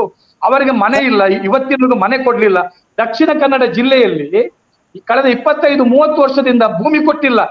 ಇವರದೇ ಇರುವುದಲ್ಲ, 35 ವರ್ಷದಿಂದ MP ಇವರೆಲ್ಲ ಈ ಒಂದು ಭೂಮಿ ಕೊಟ್ಟಿಲ್ಲ, ತುಂಡು ಭೂಮಿ. ಇವರೇ MLA-ಗಳಿದ್ದುದು ಮಂಗಳೂರು ನಗರದಲ್ಲಿ ಸಿಟಿ ಕಾರ್ಪೊರೇಷನ್ ಅಲ್ಲಿ 40 ವರ್ಷ ಆಯ್ತು ಒಂದು ತುಂಡು ಭೂಮಿ ಕೊಡದೆ. ನೋಡಿ, ಮಧ್ಯದಲ್ಲಿ ಒಂದು 5 ವರ್ಷದಿಂದ ಇವರೆಲ್ಲ BJP ಅವರು, ಇವರು ಅದನ್ನ ಮಾತಾಡ್ತಾ ಇಲ್ಲ. ಏನು ಸುಮ್ಮನೆ ಒಂದು ಅಲ್ಪಸಂಖ್ಯಾತರನ್ನ ಟಾರ್ಗೆಟ್ ಮಾಡಿ ಮುಸ್ಲಿಮರು ಇಲ್ಲದೆ ಇರ್ತಿದ್ರೆ ಇವರು ಸಂಘನೆ ಇರ್ತಿರ್ಲಿಲ್ಲ, RSS ಇರ್ತಿರ್ಲಿಲ್ಲ, BJP ಇರ್ತಾ ಇರ್ಲಿಲ್ಲ. ಇವರಿಗೆ ಮುಸಲ್ಮಾನರು ಒಂದು ನೆಪ ಅಷ್ಟೇ, ಅವರನ್ನ ಇಟ್ಕೊಂಡು ರಾಜಕೀಯ ಅಷ್ಟೇ. ದಕ್ಷಿಣ ಕನ್ನಡ ಜಿಲ್ಲೆಯಲ್ಲಿ ಇವರು ಬೆಳೆದಿರುವಂತದ್ದು ಧರ್ಮ ರಾಜಕಾರಣ ಮಾಡಿಯೇ ಬೆಳೆದಿರುವಂತದ್ದು. ಜನರ ಬದುಕಿವತ್ತು ಕೊಳೆತಾ ಇದೆ. ದಕ್ಷಿಣ ಕನ್ನಡ ಜಿಲ್ಲೆ ಬದುಕಿ ನೋಡಿ, ಅಭಿವೃದ್ಧಿ ಏನು ಅಭಿವೃದ್ಧಿ ಆಗಿದೆ ಹೇಳಿ? ಇವರಿಗೆ ಒಂದು ಮುಖಕ್ಕೆ ಇವರಿಗೆ ಒಂದು ಸರ್ಕಾರಿ ಮೆಡಿಕಲ್ ಕಾಲೇಜ್ ತರ್ಲಿಕ್ಕೆ ಆಗಿದೆಯಾ? ಸರ್ಕಾರಿ ಇಂಜಿನಿಯರಿಂಗ್ ಕಾಲೇಜ್ ತರ್ಲಿಕ್ಕೆ ಆಗಿದೆ ಇವರಿಗೆ? ಆಸ್ಪತ್ರೆ ಆರೋಗ್ಯವನ್ನು ಸುಧಾರಿಸಲಿಕ್ಕೆ ಆಗಿದೆಯಾ? ಆಸ್ಪತ್ರೆ ಇದೆ, ಅದರ ಬಗ್ಗೆ ಸಕಾರ ಶಬ್ದ ಎತ್ತ ಇಲ್ಲ ನೋಡಿ. ಇವರಿಗೆ ಬೇಕಾದವರಿಗೆ ಎಲ್ಲ ಕೊಡ್ತಾ ಇರ್ತಾರೆ. ಅಲ್ಲ, ಬೇರೆ ಜಿಲ್ಲೆಯವರು ಬಂದು ಹೇಳ್ತಾರೆ ನೀವು ಸ್ವರ್ಗದಲ್ಲಿ ಇದ್ದೀರಿ ಅಂತ ಹೇಳ್ತಾರೆ. ಬೇರೆ ಜಿಲ್ಲೆಯವರು ದಕ್ಷಿಣ ಕನ್ನಡಕ್ಕೆ ಬಂದು ಹೇಳ್ತಾರೆ ನೀವು ಇಲ್ಲಿನ ಇನ್ಫ್ರಾಸ್ಟ್ರಕ್ಚರ್ ನೋಡಿದ್ರೆ ನೀವು ಸ್ವರ್ಗದಲ್ಲಿ ಇದ್ದೀರಿ ಅಂತ. ಏನಿದೆ ಇಲ್ಲಿನ ಯುವಕರಿಗೆ ಉದ್ಯೋಗ ಕೊಟ್ಟಿದ್ದು, ಇವರು ಯುವಕರನ್ನ ಹಾಳು ಮಾಡಿದ್ರು, ಕತ್ತಿ ತಲವಾರು ಕೊಟ್ಟು ಹಾಳು ಮಾಡಿದ್ದು. ಯುವಕರ ಕೈಗೆ ಉದ್ಯೋಗ ಕೊಟ್ಟಿಲ್ಲ. ಇವರು MRPL ನಲ್ಲಿ 200-300 ಹುದ್ದೆಗಳು ಬಂದಾಗ ದಕ್ಷಿಣ ಕನ್ನಡ ಜಿಲ್ಲೆಗೆ ಒಂದು ಉದ್ಯೋಗ ಸಿಕ್ಕಿಲ್ಲ. ಇದರ ಬಗ್ಗೆ ಮಾತಾಡ್ತಾ ಇಲ್ಲ. MP ಇದ್ರು ನಳಿನ್ ಕುಮಾರ್ ಕಟೀಲ್. ಯುವಕರ ಕೈಗೆ ಉದ್ಯೋಗ ಕೊಡ್ಲಿಕ್ಕೆ ಆಗ್ತಾ ಇಲ್ಲ. ಏನು ಹಿಂದೂ ಧರ್ಮದ ರಕ್ಷಣೆ ಹೇಳ್ತಾರೆ, ಬಜರಂಗ ದಳದಲ್ಲಿ ಇರುವಂತವ್ರು ಯಾರು? ಎಲ್ಲ ಈ ರೀತಿಯ ಕ್ರಿಮಿನಲ್ ಆಕ್ಟಿವಿಟೀಸ್ ಮಾಡಿ. ಯಾಕೆ ಇವರ ಮುಖಂಡರ ಲೀಡರ್ಸ್ ಗಳ ಮಕ್ಕಳು ಹೋಗೋದಿಲ್ಲ? ಈ ಕಡೆ ಬಜರಂಗದಲ್ಲಿ ನಿಮ್ಮ BJP ಮುಖಂಡರ ಮಕ್ಕಳೆಲ್ಲಿದ್ದಾರೆ? ಧರ್ಮ ರಕ್ಷಣೆ ಇಲ್ವಾ? ಅವರನ್ನ ಕಲಿತು ನೀವು ಅಮೆರಿಕಕ್ಕೆ ಕಳಿಸ್ತೀರಿ, ಲಂಡನ್ಗೆ ಕಳಿಸ್ತೀರಿ. ಒಂದು ನಿಮಿಷ ಆಯ್ತು. ಇದು ಚರ್ಚೆ ಹೀಗೆ ಕಂಟಿನ್ಯೂ ಆಗ್ತದೆ ನಮ್ದು. ಈ ಚರ್ಚೆ ಮಾಡೋದ್ರ ಮೂಲಕ ಒಂದು ಉದ್ದೇಶ ಏನು ಅಂತ ಹೇಳಿದ್ರೆ ನಂದು, ಆಯ್ತು ಇದನ್ನ ಮತ್ತೆ ಮಾತಾಡೋಣ. ನಾವು ಯಾವುದೇ ಒಂದು ಸಂಗತಿ ಘಟಿಸಬೇಕು ಅಂತ ಹೇಳಿ, ಅದರ ಒಂದು ಒಳ್ಳೆಯ ಸಂಗತಿ ನಾವು ಮತ್ತೆ ಅದರ ಹಿನ್ನೆಲೆಯನ್ನ ಮಾತಾಡ್ತಾ ಇರಬೇಕು, ಮತ್ತು ಅದರ ಹಿಂದೆ ಏನ್ ಪ್ರಾಬ್ಲಮ್ ಇದೆ ನಮ್ದು ಅನ್ನೋದನ್ನ ಮಾತಾಡ್ತಾ ಇರಬೇಕು. ಆ ಕಾರಣಕ್ಕಾಗಿ ಇದು ಒಂದು ಅಂದ್ರೆ ಈ ಚರ್ಚೆನಲ್ಲಿ ಒಂದು ನಾವೇನೋ ಜಡ್ಜ್ಮೆಂಟ್ ಮಾಡಿ ಒಂದು ತೀರ್ಪು ಕೊಡುವುದು ಅನ್ನುವಂಥದ್ದು ಅಲ್ಲ. ನೀವಿಬ್ರು ಕೂಡ ಪ್ರಜ್ಞಾವಂತರು. ನೀವು ದಕ್ಷಿಣ ಕನ್ನಡದ ಹಿನ್ನೆಲೆ ಗೊತ್ತಿದೆ, ನಿಮಗೆ ಇತಿಹಾಸ ಗೊತ್ತಿದೆ, ವರ್ತಮಾನ ಗೊತ್ತಿದೆ, ಭವಿಷ್ಯ ಮಾತ್ರ ನಮ್ಗೆ ಯಾರಿಗೂ ಗೊತ್ತಿಲ್ಲ. ಈಗ ಇವತ್ತು ಆ ತರದ ಪರಿಸ್ಥಿತಿ ಇವತ್ತು ಬಂದಿದೆ. ಹೀಗೆ ಕಂಟಿನ್ಯೂ ಆದ್ರೆ, ಹೀಗೆ ಮುಂದಕ್ಕೆ ಹೋದ್ರೆ ಇದು ಖಂಡಿತವಾಗ್ಲೂ ಕೂಡ ದಕ್ಷಿಣ ಕನ್ನಡ ತನ್ನ ಎಲ್ಲವನ್ನ ಕಳ್ಕೊಳ್ಳುವಂತ ಪರಿಸ್ಥಿತಿ ಬರುತ್ತೆ ಅಂತ ಹೇಳಿ ಅನಿಸುತ್ತೆ. ಆದ್ರಿಂದ ಈಗ ಒಂದು ಮಾತನ್ನ ನಾವು ಈಗ ನಮ್ಮ ಚರ್ಚೆಯ ಒಂದು ಟೈಟಲ್ಗೆ ಬರೋದಾದ್ರೆ, ಮಂಗಳೂರು ಮರ್ಡರ್ ಸಿಟಿ ಅನ್ನುವಂಥದ್ದು ಖಂಡಿತವಾಗ್ಲೂ ಮರ್ಡರ್ ಸಿಟಿ ಅಲ್ಲ, ಮತ್ತು ಮರ್ಡರ್ ಸಿಟಿ ಆಗಬಾರದು. ಇದು ನೀವಂತೂ ಇಬ್ಬರಂತೂ ಇದನ್ನು ಒಪ್ಕೊಳ್ತೀರಿ ಅಂತ ಹೇಳಿ ನಾನು ಅನ್ಕೊಂಡಿದ್ದೀನಿ. ಏನು ಶನ ಅವರೇ, ಹೀಗೆ ಆಗ್ಬಾರ್ದು, ಇದು ಇನ್ನು ಮುಂದೆ ಹಿಂಗ್ ನಡೀಬಾರ್ದು ಅಂತ ಹೇಳಿ ಒಂದು ಮನಸ್ಸಲ್ಲಿ ನಿಮ್ದು ಏನಾರು ಇದೆಯಾ? ಮಂಗಳೂರು ನಗರ ಮರ್ಡರ್ ಸಿಟಿ ಆಗ್ಬಾರ್ದು. ಒಂದು ಒಳ್ಳೆಯ ರೀತಿಯಲ್ಲಿ ಅಭಿವೃದ್ಧಿ ಆಗ್ಲಿಕ್ಕೆ, ಸೌಹಾರ್ದತೆ ಬೆಳೀಲಿಕ್ಕೆ, ಮತ್ತೆ ಒಂದು ಎಲ್ಲರೂ ಕೂಡಿ ಬಾಳ್ತಕ್ಕಂಥ ಒಂದು ಪರಿಸ್ಥಿತಿ ನಿರ್ಮಾಣ ಆಗ್ಲಿಕ್ಕೆ ಸಾಧ್ಯತೆ ಆಗ್ಬೇಕು. ಯಾವ ಕಾರಣಕ್ಕೂ ಒಂದು ಜೀವನ ಕೂಡ ಇಲ್ಲಿ ಬಲಿ ಆಗ್ಬಾರ್ದು. ಎಸ್ ಶೇಣ ಅವರೇ, ಕೊನೆಯದಾಗಿ ಏನ್ ಹೇಳಲಿಕ್ಕೆ ಬಯಸ್ತೀರಿ? ಕೇಳಿಸ್ತಾ ಇಲ್ವಾ? ಖಂಡಿತವಾಗಿಯೂ ದಕ್ಷಿಣ ಕನ್ನಡದಲ್ಲಿ ಶಾಂತಿ ನೆಲೆಸಬೇಕು, ಇದು ನಿಮ್ಮೆಲ್ಲರ ಅಭಿಪ್ರಾಯ. ಅದರಿಂದ ಸರ್ವೇ ಜನ ಸುಖಿನೋ ಭವಂತು, ಇದು ನನ್ನ ಕೊನೆಯ ಮಾತು. ಎಸ್ ಇವತ್ತಿನ ಈ ಕೊನೆಯ ಮಾತಿನೊಂದಿಗೆ ಶೇಣ ಅವರು ಮತ್ತು ಸುನೀಲ್ ಕುಮಾರ್ ಬಜಾಲ್ ಇಬ್ಬರಿಗೂ ಕೂಡ ನಾನು ಈ ತ್ರಿವರ್ಣ ತ್ರಿಕೋನ ಚರ್ಚೆಯಲ್ಲಿ ಭಾಗವಹಿಸಿದ್ದಕ್ಕೆ ಧನ್ಯವಾದಗಳನ್ನು ಅರ್ಪಿಸ್ತೇನೆ. ಅನಿಹೋ ಇದು ಮುಂದುವರಿಯುವಂತಹ ಚರ್ಚೆ. ಇನ್ನೂ ಕೂಡ ಇದ್ರ ಬಗ್ಗೆ ಬೇರೆಯವರಿಗೂ ಕೂಡ ನಮ್ಮ ಚರ್ಚೆ ಕೇಳಿಸ್ಕೊಳ್ಳೋದ್ರಿಂದ, ಬೇರೆ ಜಿಲ್ಲೆಯವರು ಏನ್ ನಡೀತಾ ಇದೆ ದಕ್ಷಿಣ ಕನ್ನಡದಲ್ಲಿ, ಅಲ್ಲಿಯವರು ಏನ್ ಮಾಡ್ತಾ ಇದ್ದಾರೆ, ಅಲ್ಲಿಯ ಲೀಡರ್ಗಳು ಏನ್ ಹೇಳ್ತಾ ಇದ್ದಾರೆ ಅನ್ನೋದು ಗೊತ್ತಾಗುತ್ತೆ. ಯಾಕೆ ನಮ್ಮಲ್ಲೂ ಕೂಡ ಚರ್ಚೆ ನಡೀತಾ ಇದೆ ಇದಕ್ಕೆ ಸಂಬಂಧಿಸಿ ಅನ್ನೋದು ಅವ್ರಿಗೆ ಗೊತ್ತಾಗ್ಲಿ ಅನ್ನೋ ಉದ್ದೇಶದಿಂದ ಈ ಕಾರ್ಯಕ್ರಮವನ್ನ ನಾನು ಮಾಡಿದ್ದೀನಿ. ಇಬ್ಬರಿಗೂ ಕೂಡ ಧನ್ಯವಾದಗಳು.